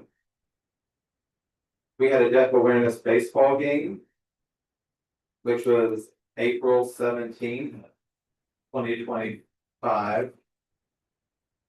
And there was about 100 plus. I believe there was over 100 attendees for that.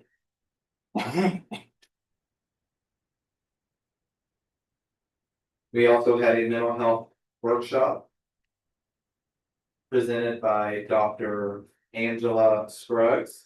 I may have misspelled her last name. Scruggs, it's Scruggs. That was also well attended. We had about 12 people show up for that, which is a good number.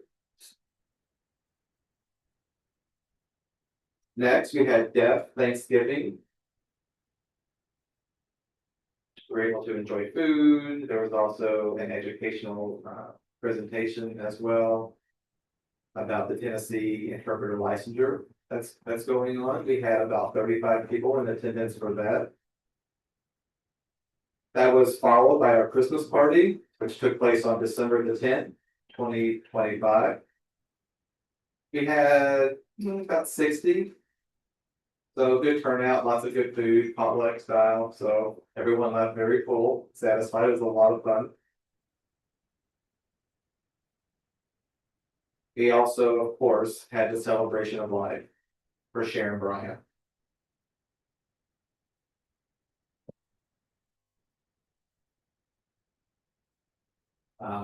Members of her family came, members of the community came. We also had tons of food there as well. I was very fortunate to be there. I had to attend a wedding first, but I was able to make it to Sharon's event as well, as we honored her and looked back on her legacy and her memory. So that was a really uplifting event. I mean, obviously there were some grief, but it was mostly a very positive celebration of life. Sharon's contributions to the deaf community are enormous and wonderful. All right, moving on. Let's see. On February the 7th, which was a Saturday.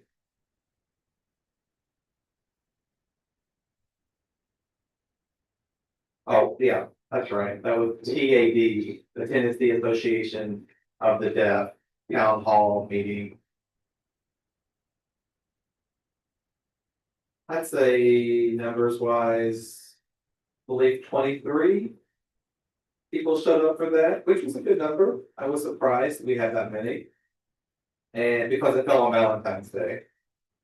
So I was gonna take my wife out, but looks like we picked the wrong day to have the TAD meeting, but still we had a well-attended group.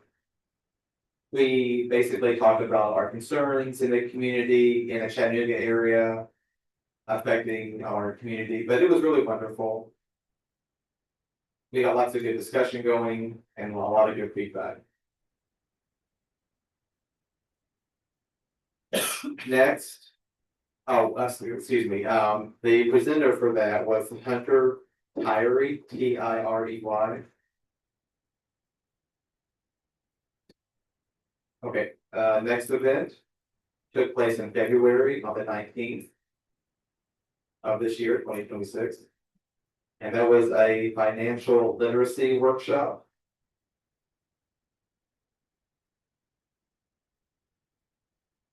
And that was led by Ricky Romero, R-O-M-E-R-O. And that was great. We got to learn a lot. We learned a lot of financial signs and concepts. And so it's great to have Ricky lead that, who is also deaf. Well, we had about 17 people in attendance for that.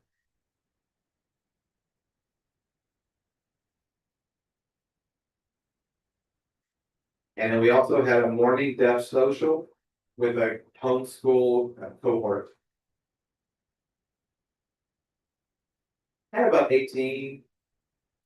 I can't remember the exact name. It was a cohort of homeschoolers. So the children, the students who are homeschooled attended that. And then HLAA. For that organization, we had our 40th anniversary celebration. I want to commend everyone for their 40 years of being in the community. So the area of Chattanooga recognized that accomplishment. And the city of Chattanooga rather recognized their contribution in a proclamation. So we had about. Let me look at the attendance number for that, hold on one second.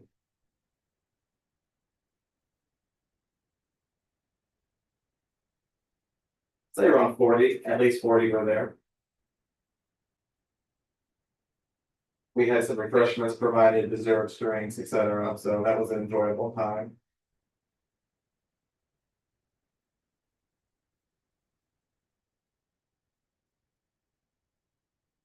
And then, yeah, so that was about 2 weeks ago, is when that happened.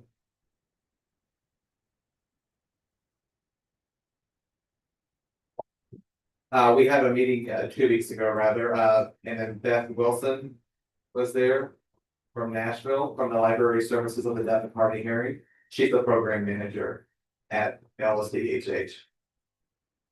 So she was able to come and give us the rundown on what services were provided at the library and what they offer. They use a lot of assistive technology, things like that. I believe that was about 10 people who showed up for that. Let me go back. I think I skipped over one item. All right, so going back to TAD, let's see. And then the partnership for family, children, and adults.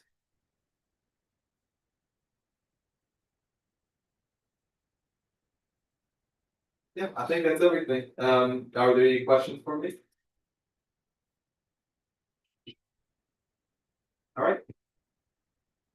Thank you.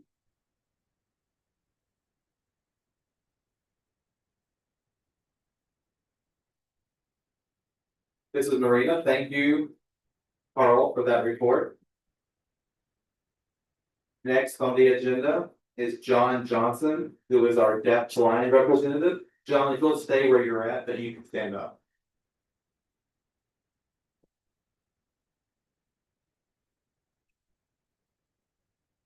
This is John Johnson. I'm deaf blind.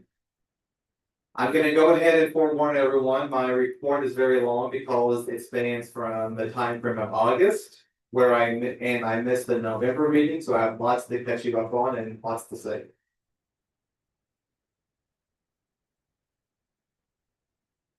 The August meeting was interesting, and the next day, on August the 2nd. There was some very exciting news that came out.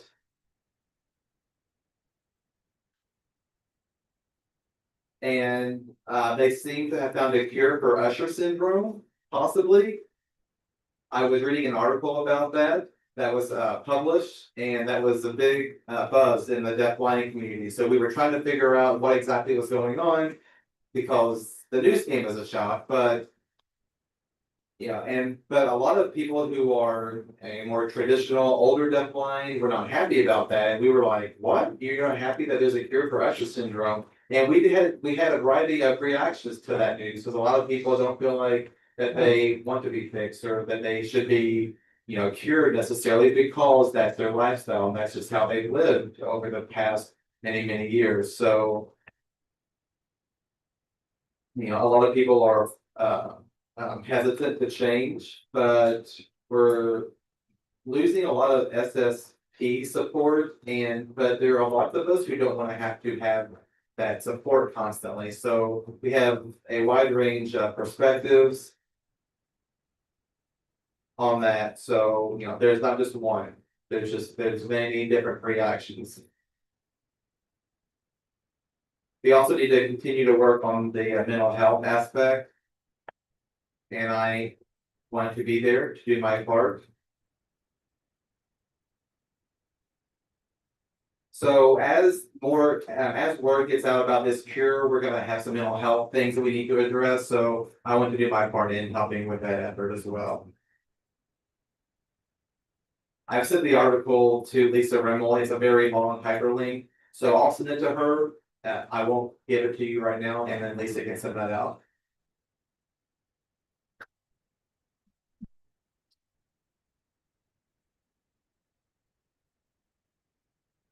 So the vocational rehabilitation situation, we have some concerns. With some funding being cut.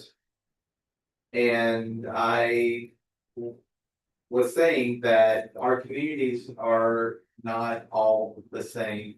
Each community has its different needs. For the deafblind community, we need to spread that awareness, and if there's any problems or issues with sensory services to the deafblind community, make that known to Lisa Rimmell.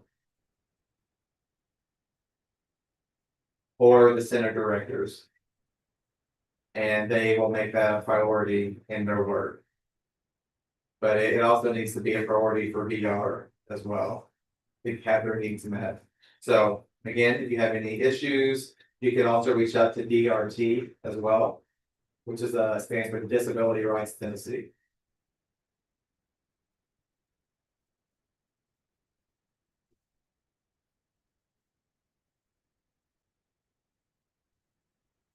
So on August 1st, someone made a comment about some concerns about deafblind's use of SSPs and how there weren't enough. So perfect, okay, let me clarify first off, this all can't be on me, we have to work in collaboration with one another. So I want that to be clear that I have tried and sought out information and gathered information as I find it and pass it along to others. But to have a group meeting so that we all understand the laws that apply in terms of health insurance laws. And that could be based on where you live.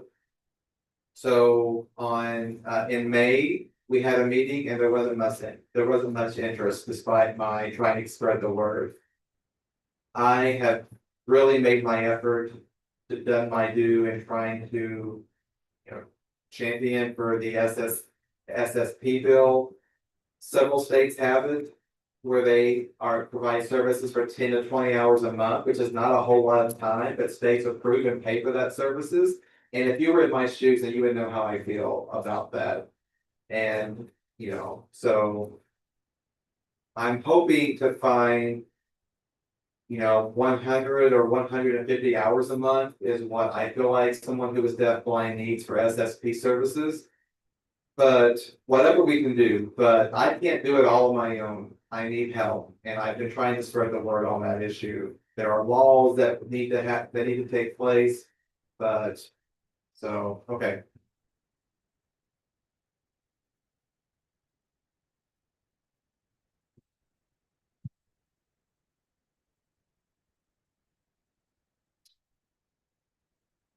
ACD had an event that I was able to go to, but I wanted it to attend, or rather, excuse me, but I had no transportation to get there.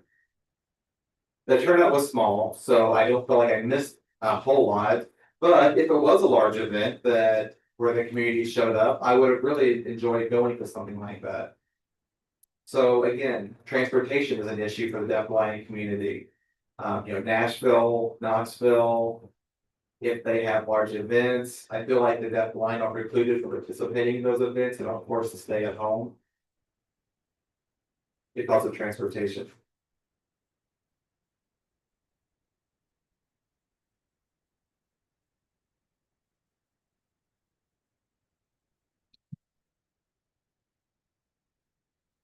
I know that all of the centers are motivated and are aware of deafblind. We mentioned that earlier with the education report. The educational interpreter report, but still Medicare and Social Security in particular, I feel like that there's better opportunities to maybe get a representative from one of those agencies, either Medicare or Social Security, to come out, because it's really not up to the agencies to explain those programs or processes. We need to hear it straight from the horse's mouth, and I almost lost my health insurance because I was confused. There was some issues going on and I had to straighten it out. Thank goodness I was able to straighten it out and everything's fine now, but that could have happened. And so that's a situation and the deafblind hard of hearing community. I just feel like there's lots of information gaps with those programs, and we need to do a better job of getting the word out so everyone knows what's going on with the Medicare and insurance.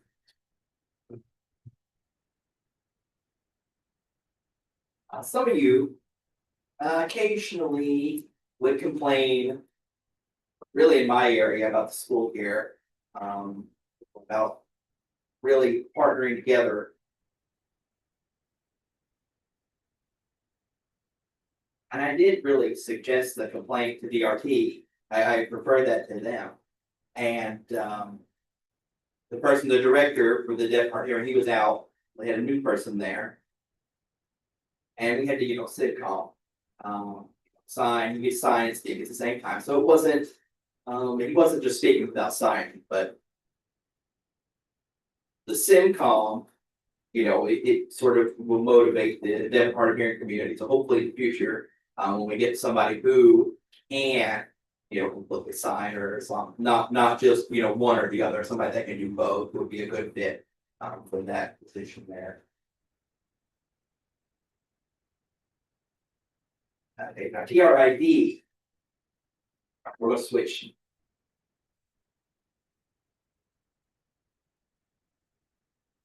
Yeah. There's a person.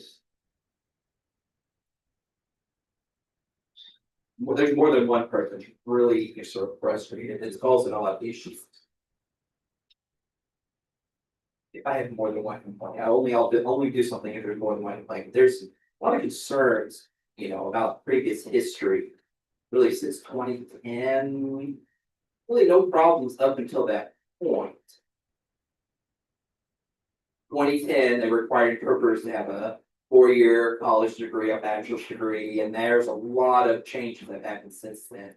And just a lot of things that I disagree with. We're sort of, butting heads about some ideas. How to be professional, how to improve things.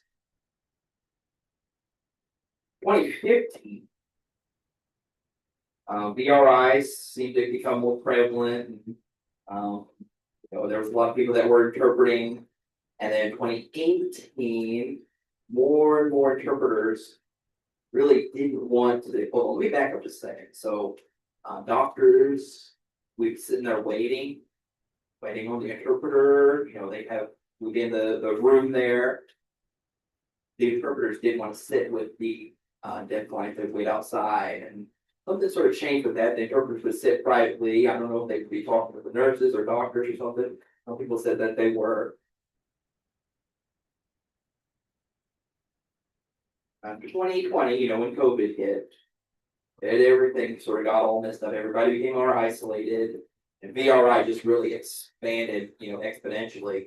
And so many fewer in-person interpreters. Everything was VRI. They were really pushing that. There was a lot of complaints, and some would go to the doctor, and the VRI works, or so they have to call an interpreter or write notes or do things like that. So, I understand, situations that pop up like that, but, I sort of learned there's 2 people that I heard their story, and, they never had any problems with the doctor's office before, and they had neurodiversity, and they were like, wait, what's that? I've been fine all along. And they gone to that doctor. There was something off about the situation there with the doctor. And they were just having a hard time because he couldn't get an interpreter and the VRI wasn't working. And they really didn't understand their deaf or hard of hearing clients' needs. And then they said, oh, they're required to have a 4-year degree, so we can't use them anymore. So, that interpreter didn't have a degree, so we can't use them, and, it's really important for the patients. And writing notes is so much different. How can you communicate with a doctor just by writing notes and without an interpreter? It doesn't make sense. So that's something I was really concerned about. And, I encouraged TRID to have some discussions, about whoever, things that have happened in the past all the way up to now. And just maybe grandfather in some interpreters if you're going to make a big change like that. Without having to compromise the whole situation between the deaf clients and their situations where they need interpreters at. 1 second, I'm looking at my notes.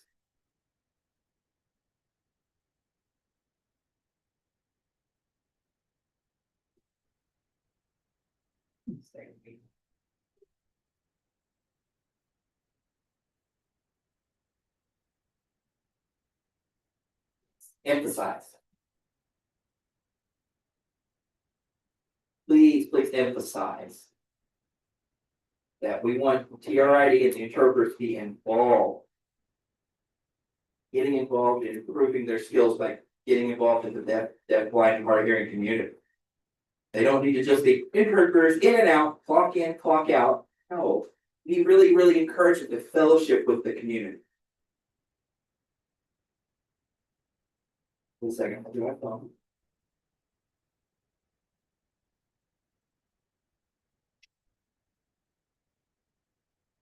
Really encourage just be already, just be very careful about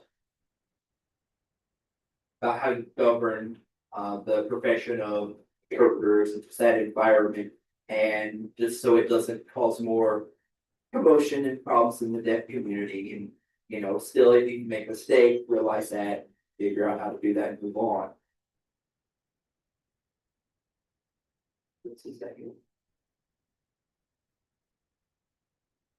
So the deaf blind community, right, employment.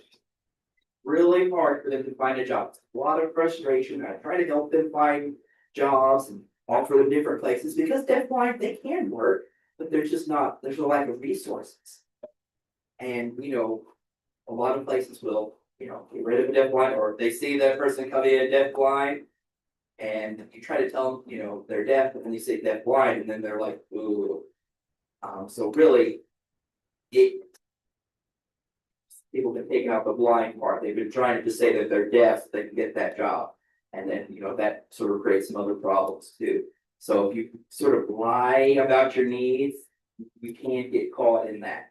So you need to say that you're deaf or deaf blind.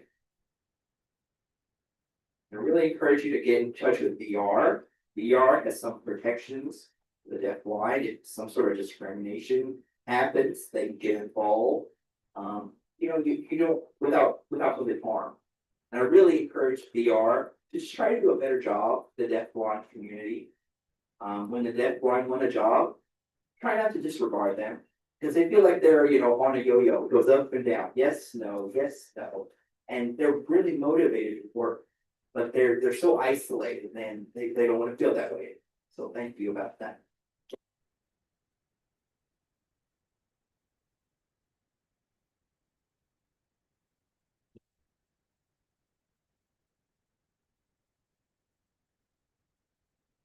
I know it's your point. With the schools about mental health. People have been lodging complaints about that, and children and people not being involved with the mental health. There's a lot of concerns, and I see people that just, you know, their communication is just really not really improving, and they complain. They'll go to DRT and file a complaint. Why are the deaf children being mainstreamed? Or you know, they'll file a complaint with DRT. And you know, I'll say, hey, my name is John. You know, I want to help deaf children. I want to improve their communication, their mental health ability, and their needs.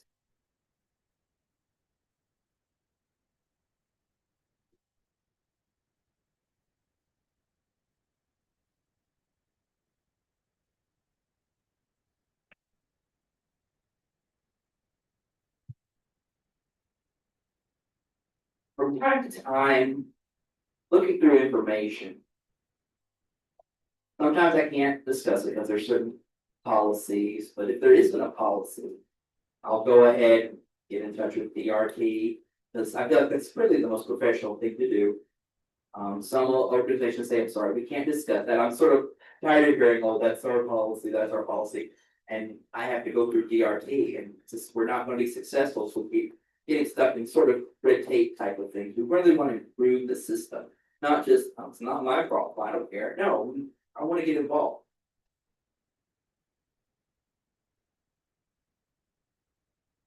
PA. I noticed on social media, PAD has videos of signing, but they do not have captions. On their Zoom, they also don't have captions. That really, you know, is not good for the deaf blind. They need to be fully involved in those meetings, especially on Zoom. They think that it's only for deaf. No, deaf blind are involved in PAD also. They need to use that resource. Maybe they need to get a grant. But they need to provide equal access for everyone to get that information. They get a grant, they need to provide full access. And they need to make sure they remember the deaf blind community.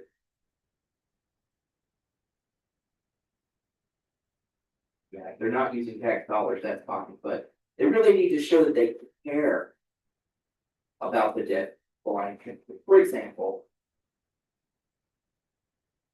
Hollywood has cut a lot of their captions. If Hollywood cut all the captions out, what would happen? That would be a horrible, result.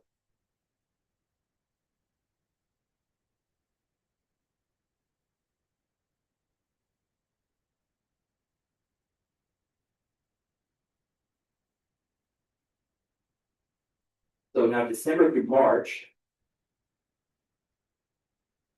The memorial, the brief tribute for Sharon Bryant and John Forbes.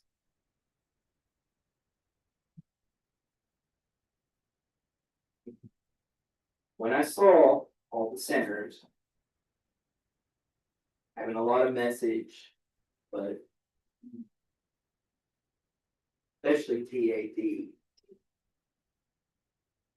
not including the deaf blind in their discussions. And they realize they do that for marketing purposes.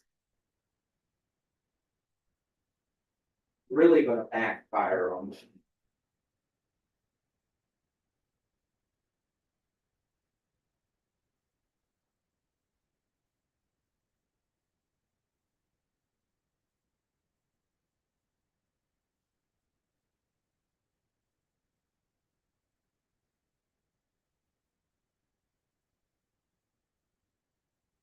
Now, in regards to Lead K, there was concerns about something that was posted on Facebook. There was a person signing a video and Lead K did not provide captions on that video. Really, Lead K, they're representing the state of Tennessee. And that's a sponsored program, so please make sure that you include captions. If you have anything published in Braille, if there's audio, just make sure everyone has access. Especially Lead K.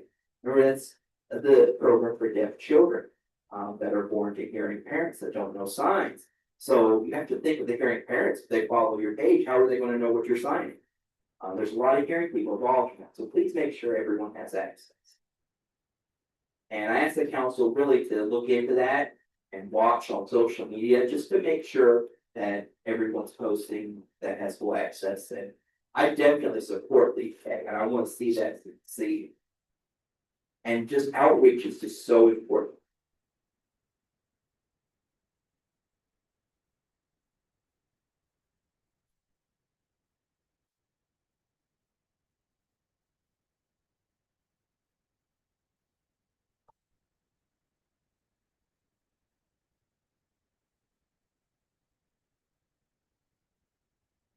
So Kevin Wright. I don't know who he is, no. Had the privilege to work with him for emergencies. He's such a nice man. 37 years he's worked. He's retiring.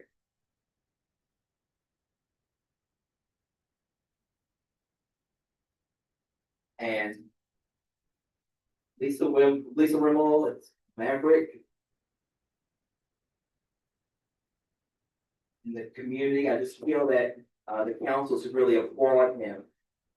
He's been amazing. He's been strong. I just want to thank him for his service. I think the council should thank him for his service.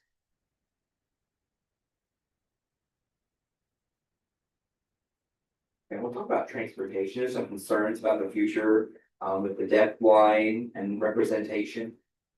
Just for example, if the deaf blind, maybe they want to go TCD or maybe they don't go to bridges, they can't, and they're stuck. They want to join in, it's just really a struggle. It's just tough to take care of the deafblind, but with the council, we think about focusing on how we can help the deafblind, with transportation. Maybe work out something.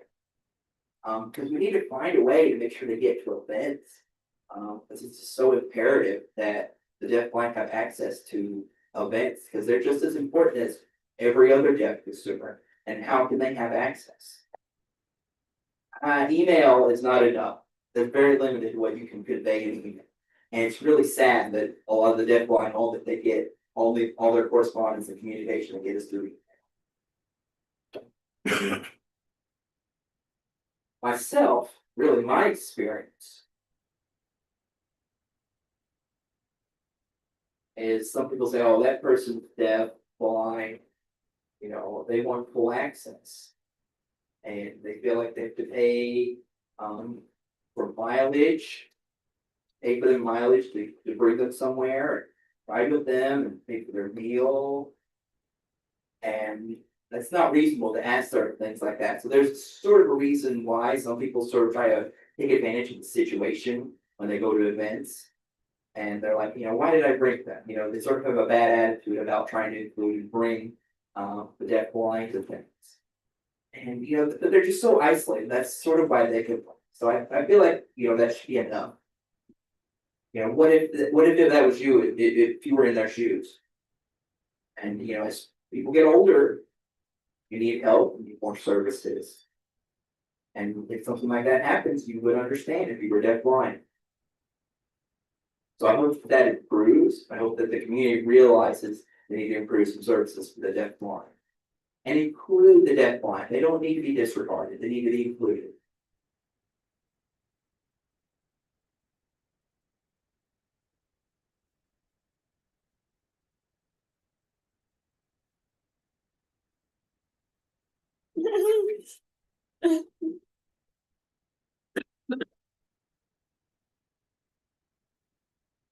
They made, a video.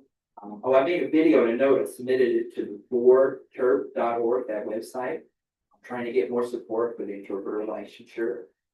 I sent them that video. Wish them the best. To make sure they include low vision consumers.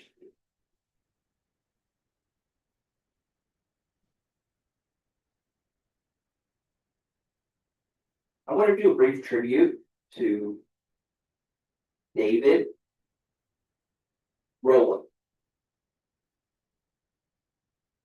I've known him, since my mainstream days. We've been friends.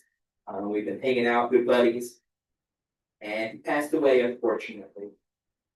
And, my heart aches for him. And I hope that the council would honor his name. And really, I've worked a lot with him myself. And a few years ago, at that time, when Tiffany was here, and there was a boy that was born and grew up and sent a happy birthday card from his Uncle Sam. And they selected, the selected service, okay, selected service, included him, and he had to, file for selective service when he became a certain age. And he had to register for selective service to be possibly drafted into the military, but deaf really don't have to be involved with that, but there was a misunderstanding. But they have that, you used to do that at the post office. He worked for 50 years at the post office. And he was fine his whole life. He's on Social Security.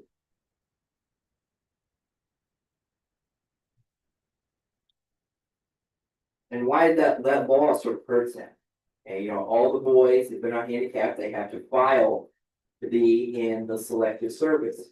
And I didn't realize that. And the consumer still said all boys, really it doesn't matter if they're deaf or hearing, they need to fill that out. And it just really had an impact on his experience. And now that he's gone, I just want to share some things that he would always talk about. He was a hero.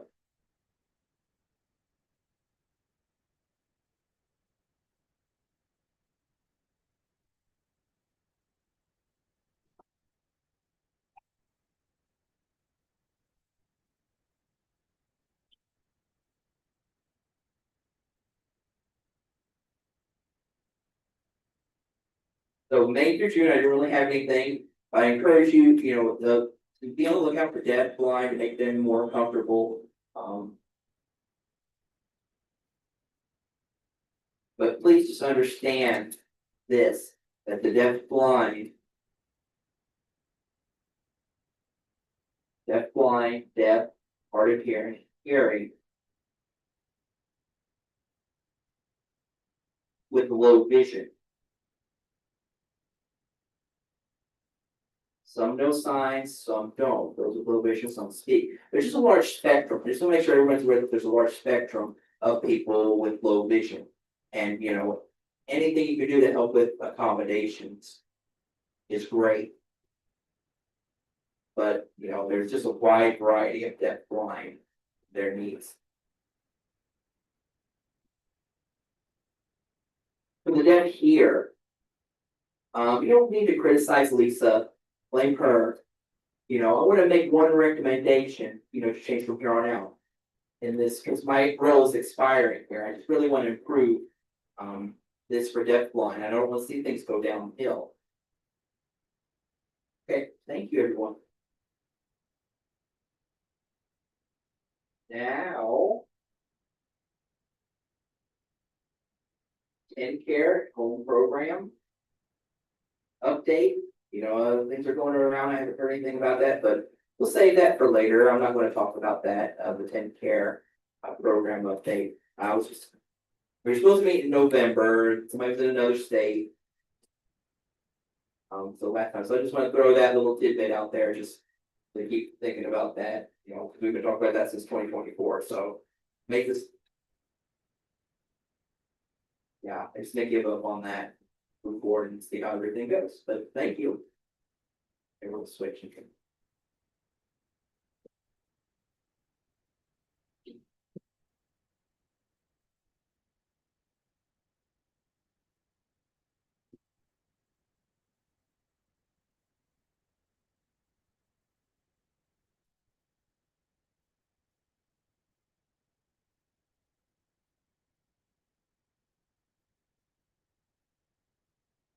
Marina is speaking now.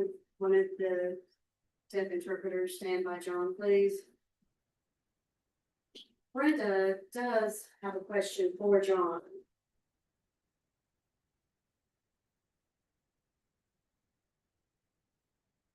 Hello, my name is Brenda Boas Pond, and I'm a representative from the Nashville chapter of TAD, and I have a question for John. A statement. If you have any concerns regarding deaf blind issues, let me know. And I can share that with the organization for Tennessee Deaf Blind. I'll be more than happy to spread information, share information with these organizations.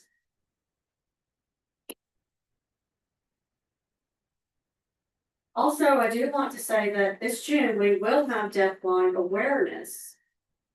And Marilyn Turner is going to be coming and will be presenting.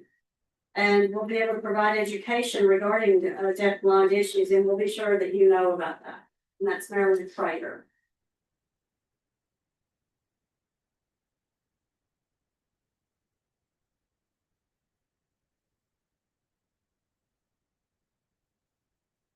And this is Mary. John, thank you so much for your report.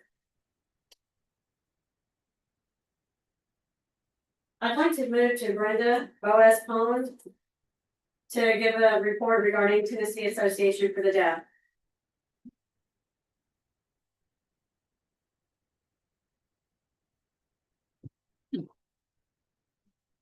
Hello, everyone. Oh, it's such a beautiful day outside. It's so nice. I'd like to introduce myself.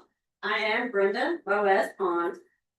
I am a representative for the Tennessee Association for the Deaf, Region 3.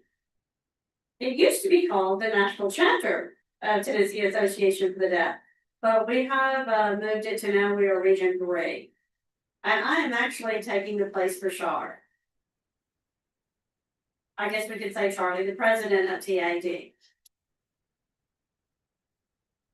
And so I'll be sharing the report to the group today. We had Death Day on the Hill just recently. It was a really good day. The lead K team, they had really been working on this for about a year.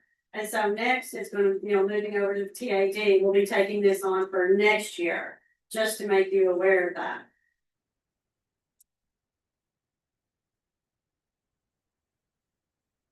NAD, the national conference is going to be in San Francisco. It will be this summer in July.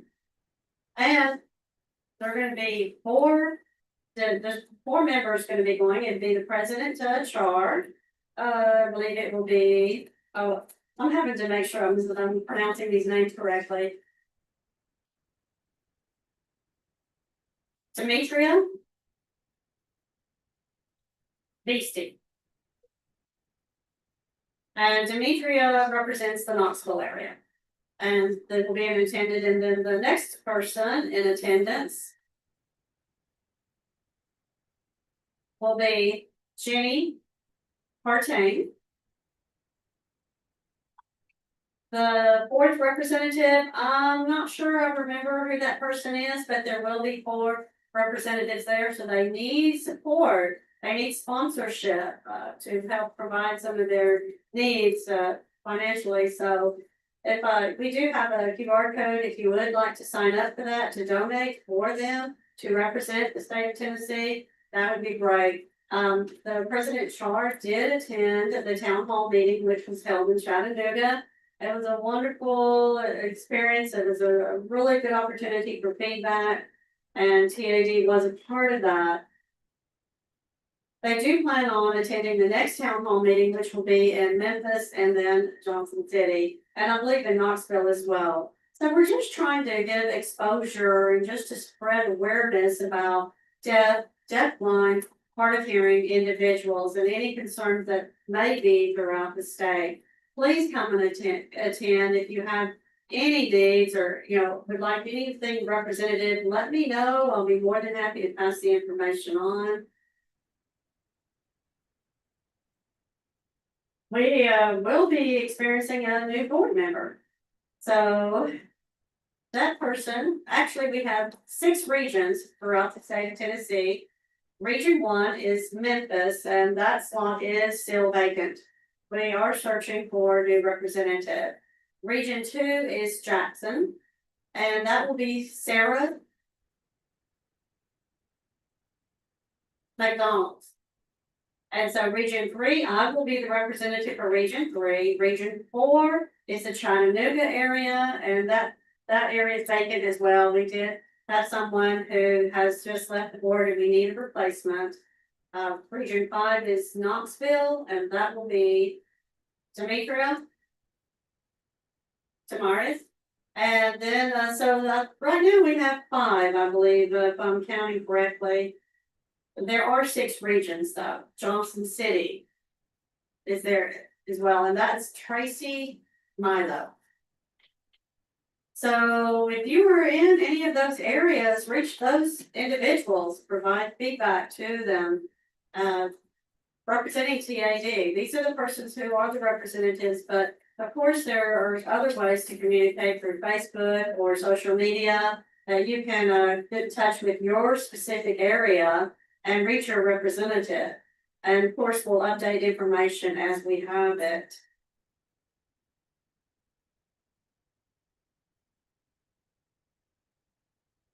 I also want to say that, we do have the President Char, who is the president. Jenny Partain is the vice president. The secretary is Garza from Chattanooga. China, Garza. And that are the current board members. Are there any questions or comments from the board here?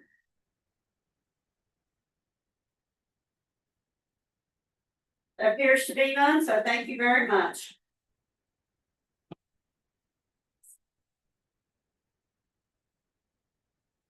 Mrs. Morena, thank you, Brenda, for your report. I'd like to go to Ray Boland from the Tennessee School for the Deaf.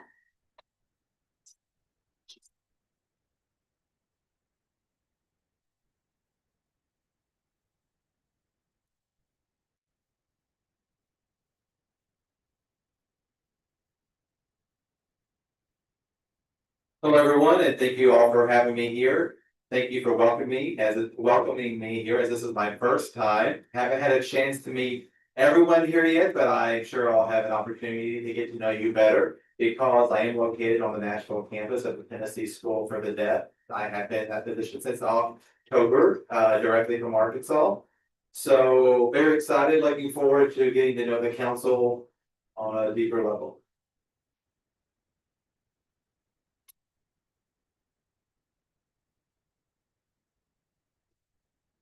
So Paul, who has been coming from TSD, Paul Kozak, has asked me to come and step in for him. So I'm here in his stead to share the report from Tennessee School for the Deaf. The Knoxville campus has an art competition. It's called the Dogwood Art Festival, and 2 of our students were selected. So I asked Lisa for permission to put that up on the projection, and we're not able to do that. Just trust me when I say the art is beautiful. If you're interested in seeing it, let me know and I'll be glad to show that to you.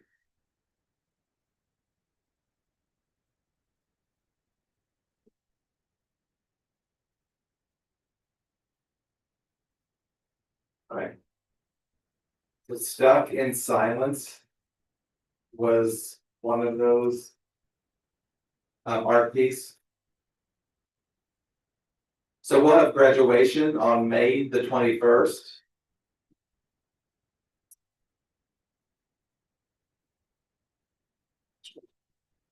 At Chamberfeld, that's where the graduation will take place. At 7 p.m. Eastern Time.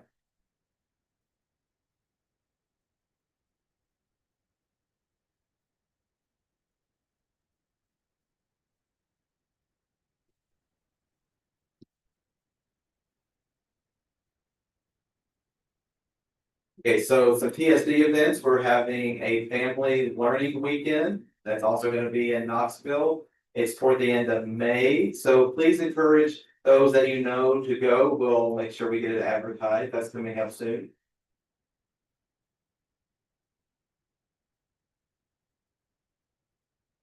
Our outreach, we are still providing that all across our state. Riella Diaz, she's one of our deaf mentors. She's overseeing our outreach efforts as well. And we do have some good news to share.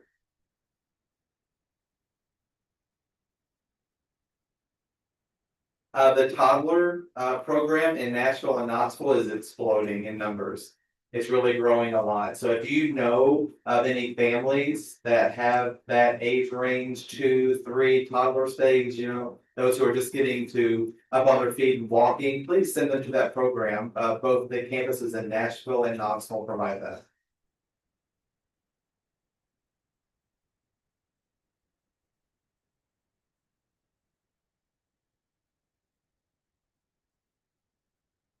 So the Deaf Mentorship Program is my last announcement. We hit our 150th milestone of service. Excuse me, a child that we are serving in that program. So I want to thank you all and everyone involved in that outreach program. And that is all the information that I have. Are there any questions?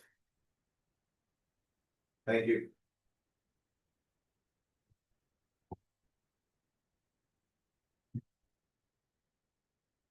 And this is Marina. Thank you, Ray, for that report.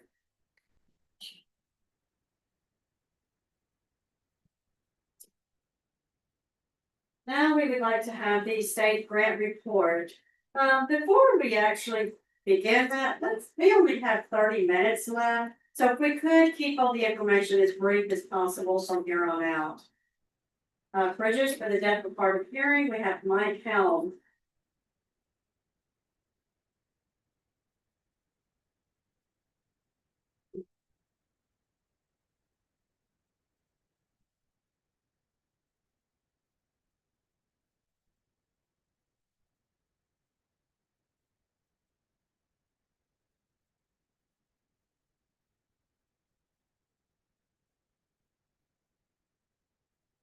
Okay, I see that it's still morning. My name is Mike Helms.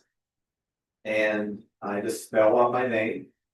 Before I dive into the remarks that I have to say, which is the deaf and hard of hearing report, I also want to pay a tribute to Sharon Bryant as well. And also John Forbes, Sharon's deaf, of course, John Forbes, deaf blind community member. Both of those are in our hearts and they will have brought their legacy to this community. And we need to continue that legacy and carry it out of these doors and pick up the baton from where they left off. And advocate and do our part in the community that we serve.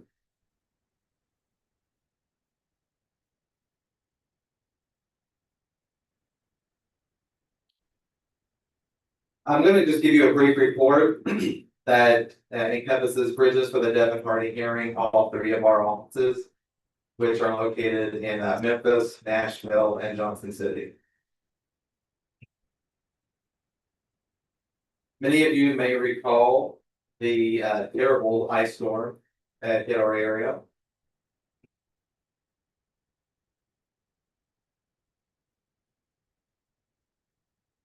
And I was what I call a victim of that storm. It really hit my home very hard. Our power was out for 11 days. And we've also had many clients that were also impacted. So we were able to be boots on the ground and help them get through that situation, check in on our community, make sure everyone was safe.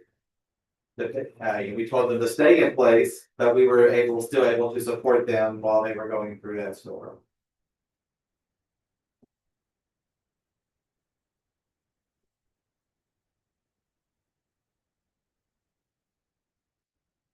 I do want to say a shout out to the library services for the deaf and hard of hearing. Brenda Bose Pond and her team, you guys did a wonderful job hosting several events, different workshops and events for our community. One in particular that I would like to mention that I was able to attend was at McGavock High School. Some of you may know the name Mandy Harvey. She's very well known in our community, well known musician. And I believe, but she's deaf or hard of hearing, I'm not sure, but she's able to, she's a beautiful singer. So she was there and it was her, she was the main attraction at that event. So I want to thank the library for hosting such a wonderful event.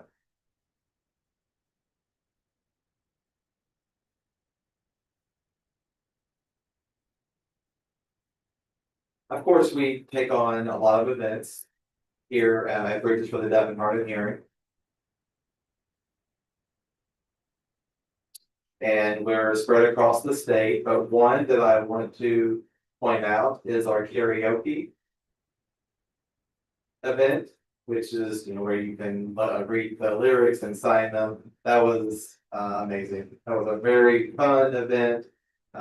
Those who were there enjoyed the karaoke. And it was nice to see how you could use sign language in coordination with music as they read the words. So that was a really neat event.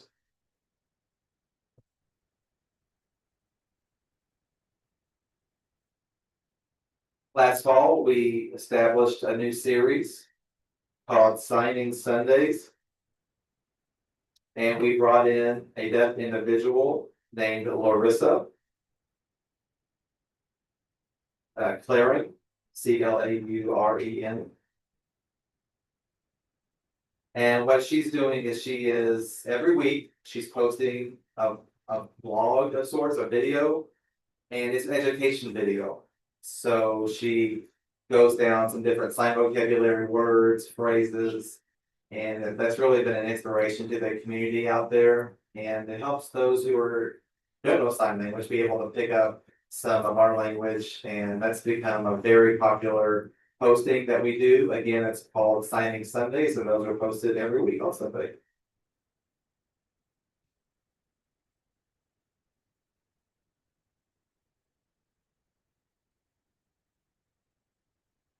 At each of our 3 locations, will be hosting Tax Day.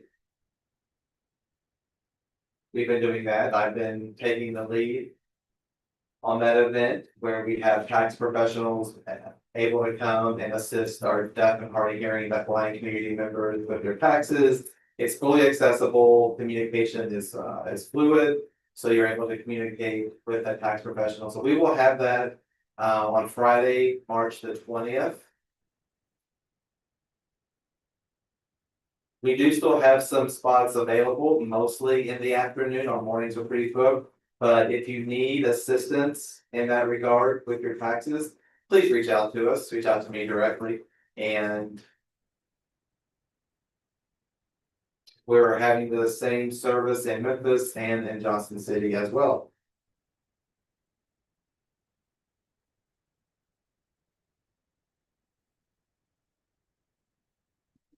So next week on Friday, I believe, which the date would be the 13th of March. We're having a cookout.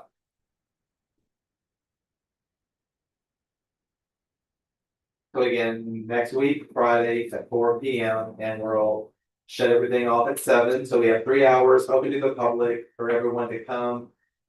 And we're really putting an emphasis on parents of deaf and hard of hearing children to get them more involved and around our community.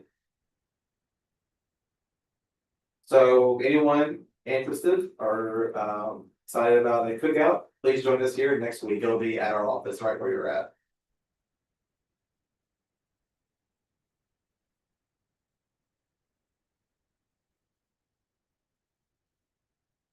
So the reports that we put out are related to our services. So July 2025 to June of 26. That's what our fiscal year is, and that's where these reports come from. And again, they include all 3 of our locations, Memphis, Nashville, and Johnson City.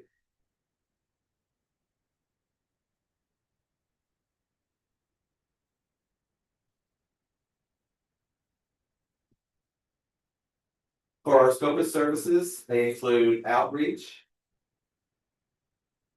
We've had 225 people that we've served in that. We also provide pro bono or free sign language interpreting appointments. We are at 869.25 hours of service across our 3 locations. So client advocacy, we hit 793.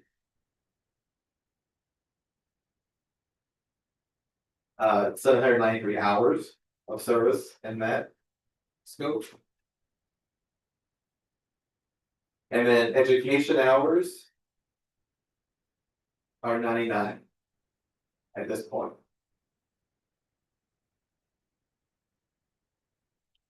So that's just a summary of the events that we're doing. We've had 67 so far activities.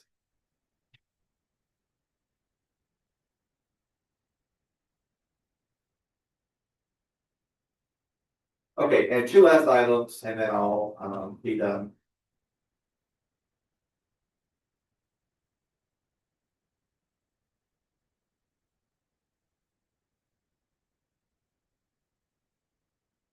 So we have an event called Bridge Builders Day of Giving. We have this annually, and it's our fundraiser. This year, it will take place on April 22nd and 23rd, 2-day event.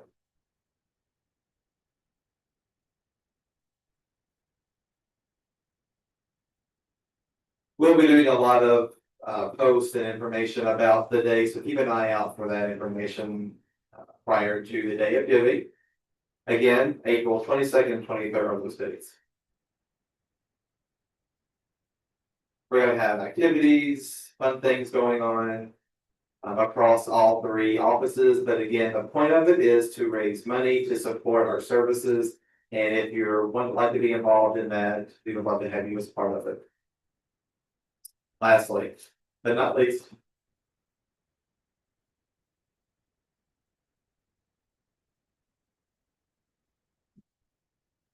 Do you know how old Bridges for the Deaf and Hard of Hearing is as an agency?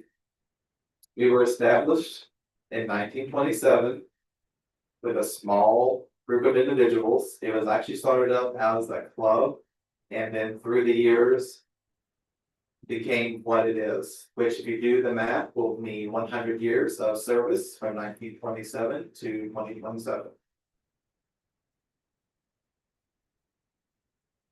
We're gonna have a big event. We're gonna have a large event with lots of food and celebration. So please follow us on our social media platforms. And we'll make sure to get the word out about that. So that's all I have. Thank you.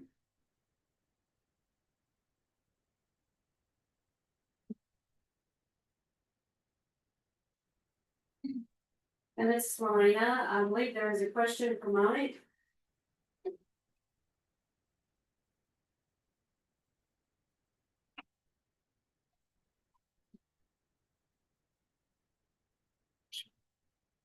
Brenda has a question for Mike.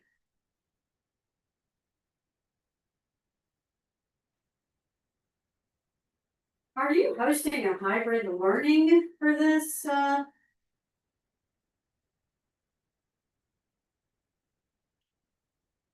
And Brenda Boaz Pond, who is with the library services for the hearing impaired, hard of hearing, deaf, hard of hearing, asked if we're going to be having a event in the next 2 weeks. And yes, we are, March the 18th. We will be hosting.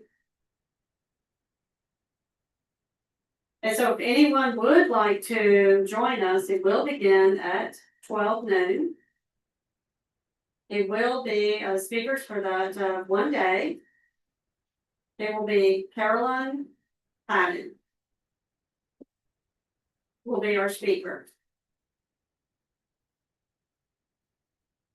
And she is from she's a world linguistic, so she will be talking about language. And I'm sorry, what was the name of the event? Mike is asking.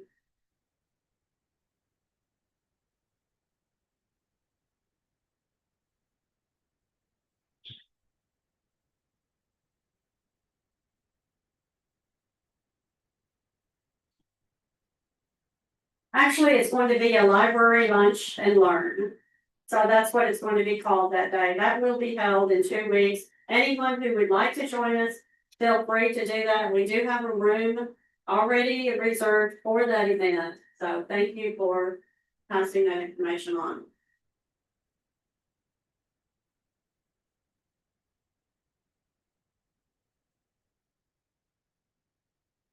And this is Marina, and thank you, Mike, for your report.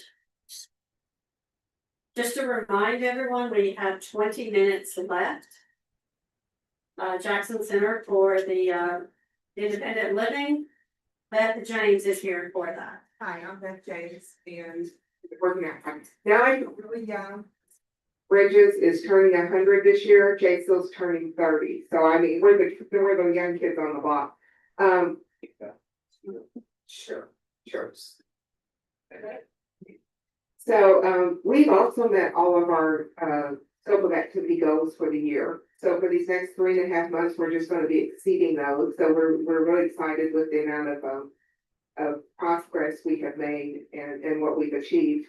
We took a short holiday break, but our ASL 1, ASL 2, ASL family, ASL tutoring, which we all offer free at our Jackson Library, are all restarting. Those classes are taught by an individual staff, and class size ranges anywhere from 7 to 30 plus on any given week. So we've been really excited about the impact that's making. They've been so popular, we are now adding an evening class and look forward to even more people participating. Over the past few months, we had Santa, and for a little bit, we didn't know if he was going to make it for Christmas, but got there, had a really good Christmas party with lots of fun and lots of involvement. We also had a mental health presentation. I think it's the same one that other centers have been having. And we continue to collaborate with our local agencies. This past month, we had a legal clinic day presented by the West Tennessee Legal Services, and they offered one-on-one consultations. They helped people with writing their wills, if they had some legal issues, if they needed like expungement from their records, how to deal with different things. It was very informative. We also had a presentation on the ADA by the Disability Rights Law Clinic from the University of Memphis. The gentleman who is the director of that clinic is a soda, so he signs. And we had a huge turnout for that last Saturday. We had about 30 people. Upcoming, we're gonna paint birdhouses for Earth Day, something fun. We're gonna have a healthy air fryer cooking classes in May, summer game days, and we always have a big picnic for our ADA celebration. So if you're ever in Jackson, stop and see us. If you're on the road between here and Jackson and you need a pit stop, we've got clean bathrooms and we're right off the interstate.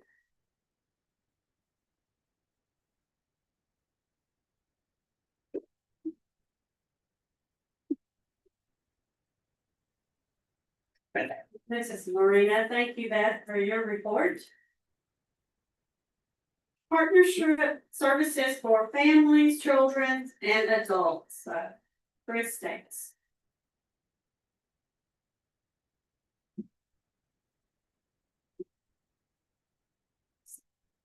Hello, everyone. I'm Chris with the FCA. I have some updates to share with you all. Since last July, as an organization, we had some video voiceovers, and we're testing out that project, and we've been doing that. Seems to be pretty successful, seems to work pretty well. Now we're starting to, sort of push that project now, including with interpreter services also, of course.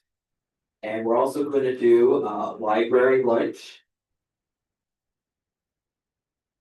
We're also going to host, different events. You want to come visit us at Partnership, come on. We're going to host there at our office that event. We're going to also do a tax accessibility day for this month. Call Vonda for services. It's free. We're also hosting a language deprivation workshop. Oh, we did, and we had about 37 that attended.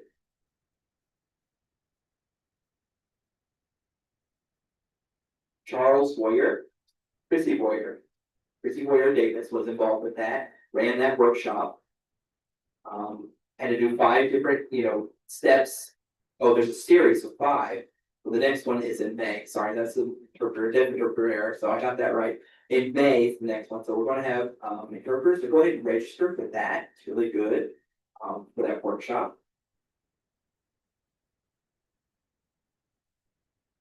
Now we have a grant for the last 3 years for technology. Our goal just have some model workshops to reach out to rural areas. And along with that project, we got 3 new labs, computer labs. We have some rooms for those. We have a Vibe board, video board.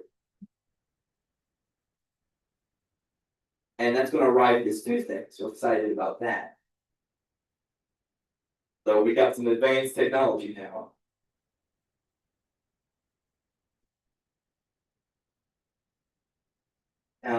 March 27th, the Friday.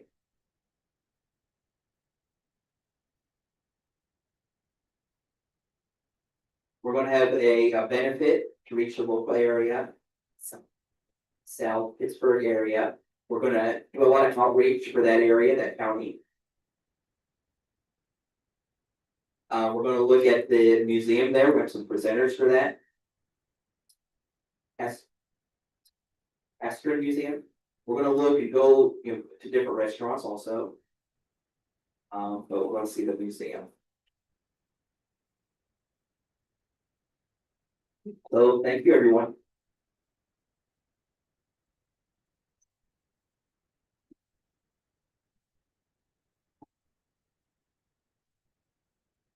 Mrs. Morena, thank you, Chris, for your report.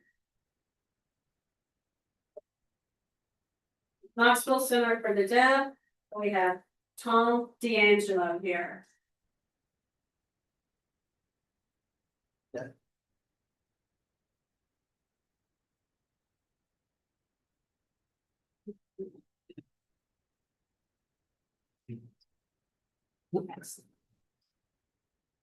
Hello, everyone. Save the best for last, save me for last. I'll try not to, I'll take all the rest of the time, right? You know I will. You know, I always, I'm very punctual, so, it's good to see you all here. I like to see the discussion, I really appreciate that. On March 31st, I'm going to be working for KFC for 1 year anniversary. So it's good to see the progress we've made. And so I guess the honeymoon's over now, so we gotta get the real work. There's a lot of things happening. Maybe you'll see us on social media, online. I won't put out everything. It's sort of the same type of events a lot of other people are having too. But it's important, please follow us on social media.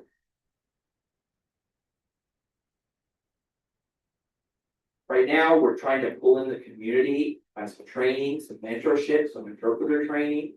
Now we're setting up Castley testing center at KCB, and it's ready for you all to take tests.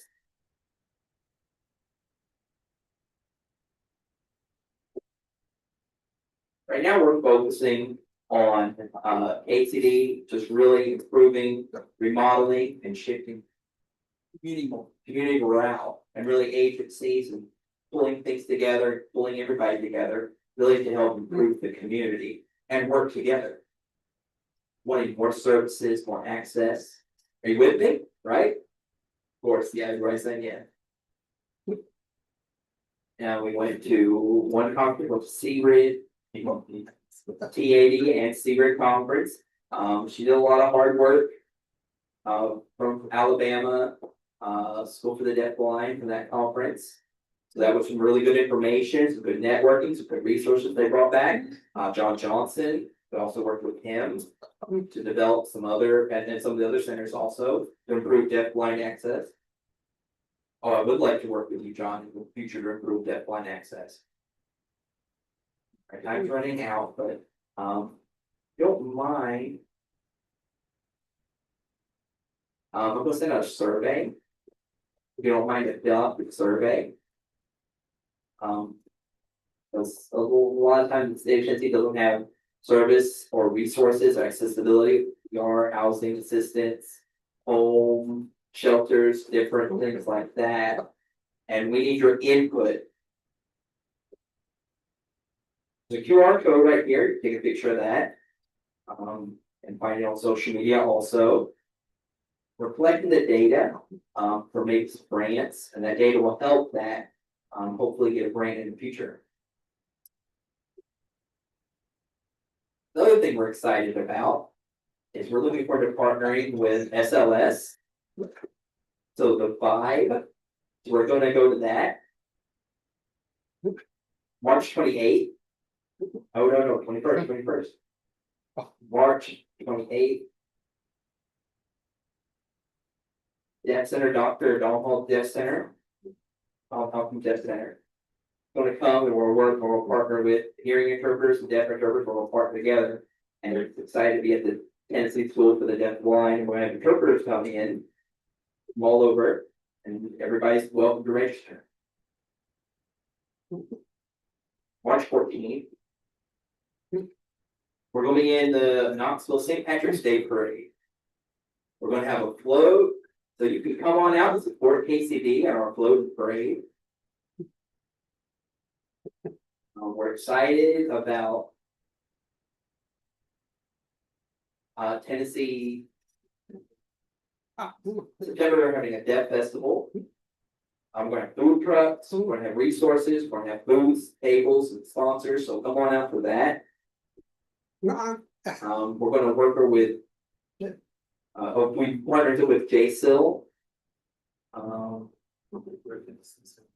Bridges to celebrate for 100 years. Johnson City, Jackson, 30 years. Partner with them, ACD, and to celebrate 50 years. So on April 10th. We're gonna have a gala. On the 27th, 2027 of next year. That's not this year, it's next year, April. Okay, that's as short as I can do, okay? 5 minutes left. Thank you.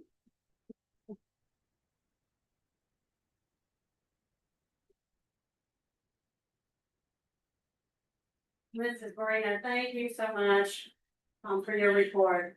Okay, we have 5 minutes left. So I guess that we're gonna be opening up to comments, but we're very limited in our time. So, are there any just comments that need to be made? Alex, you have a comment to make. Test, there we go. It has beaten me twice now. I just wanted to take time to thank Maria for her time serving as chair. It's not. Definitely taking time is not something everyone wants to do, not everyone wants to lead, but taking the time and the effort to lead such a noble effort should not go unnoticed, should not go without remarks in front of this group. Thank you. You're not allowed to go anywhere. Thank you. Mr. Rooney, thank you. I get that.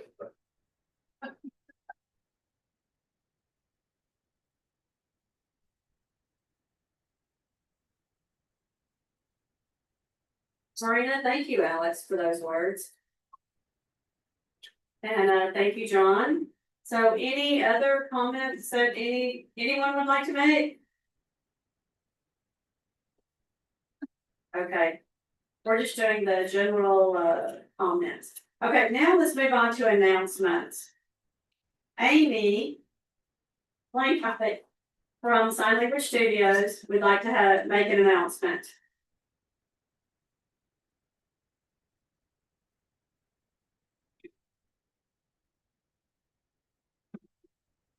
Okay, I think that was, I promise it'll be short and sweet, but not too fast to make the interpreters sign really fast. So as Tom mentioned, we do have a big event happening March 21st. It's called Deaf Vibes, VIBS. During the day, we have 3 professional deaf presenters coming and doing 2 interpreter workshops. And then that evening, we will open up to the ASL community and we will have a What the Deaf live podcast. What the Deaf is hosted by Sarah Tubert, TUBERT, and Carly Wires, WYERS. Sorry, I'll put down. Start both names. Sarah Tubert, TUBERT, and Carly Wires, WYERS. Sarah is a deaf Olympian. She's also well known for her deaf interpretation of music. She is the ASL producer for The Pit on HBO. She's an actress. She's done Broadway shows. Just phenomenal person. And her best friend Carly, they do a podcast talking about how Sarah grew up with hearing family. Carly grew up deaf, generational, big D deaf, and how they both navigate the system. So it'll be a great event for everybody to come to. If you'd like to get tickets, they're available on our website, which is Sign Language Studios.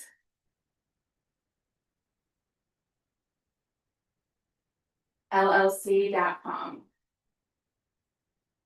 I remember when I worked for Bridges, I thought our website was really long. And then now that I have another one, I did it again and have a really long website. So I apologize for that. And then really quick on May 9th, we will have our spring celebration in Smyrna. It will be a potluck. We'll provide the main dish. People can bring sides or sweets. We'll have yard games. It's at a park. Bring chairs, bring your friends, families. We'll have vendors. It'll be a lot of fun. And then July 9th, Let me back up. May 10th, July 9th will be our summer splash where we rent out the Smyrna swimming pool for the ASL community. That's all.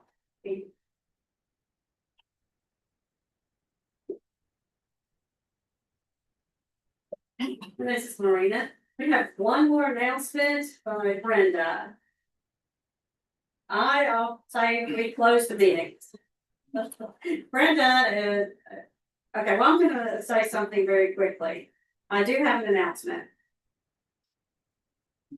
Bridges for the Deaf and Hard of Hearing are willing to host a food event for John Forbes Celebration of Life. And this will be on March the 28th, 11:30 till whenever, probably a couple of hours. If you would like to be involved in that, please let me know so that we can give Lisa a head count.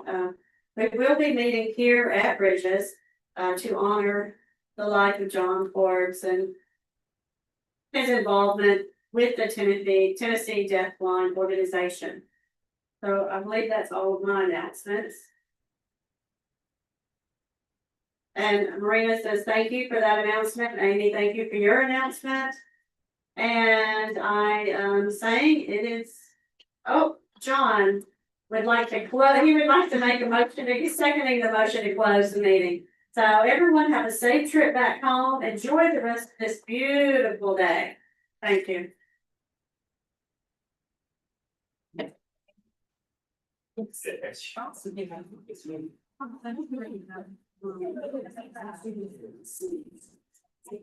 Oh,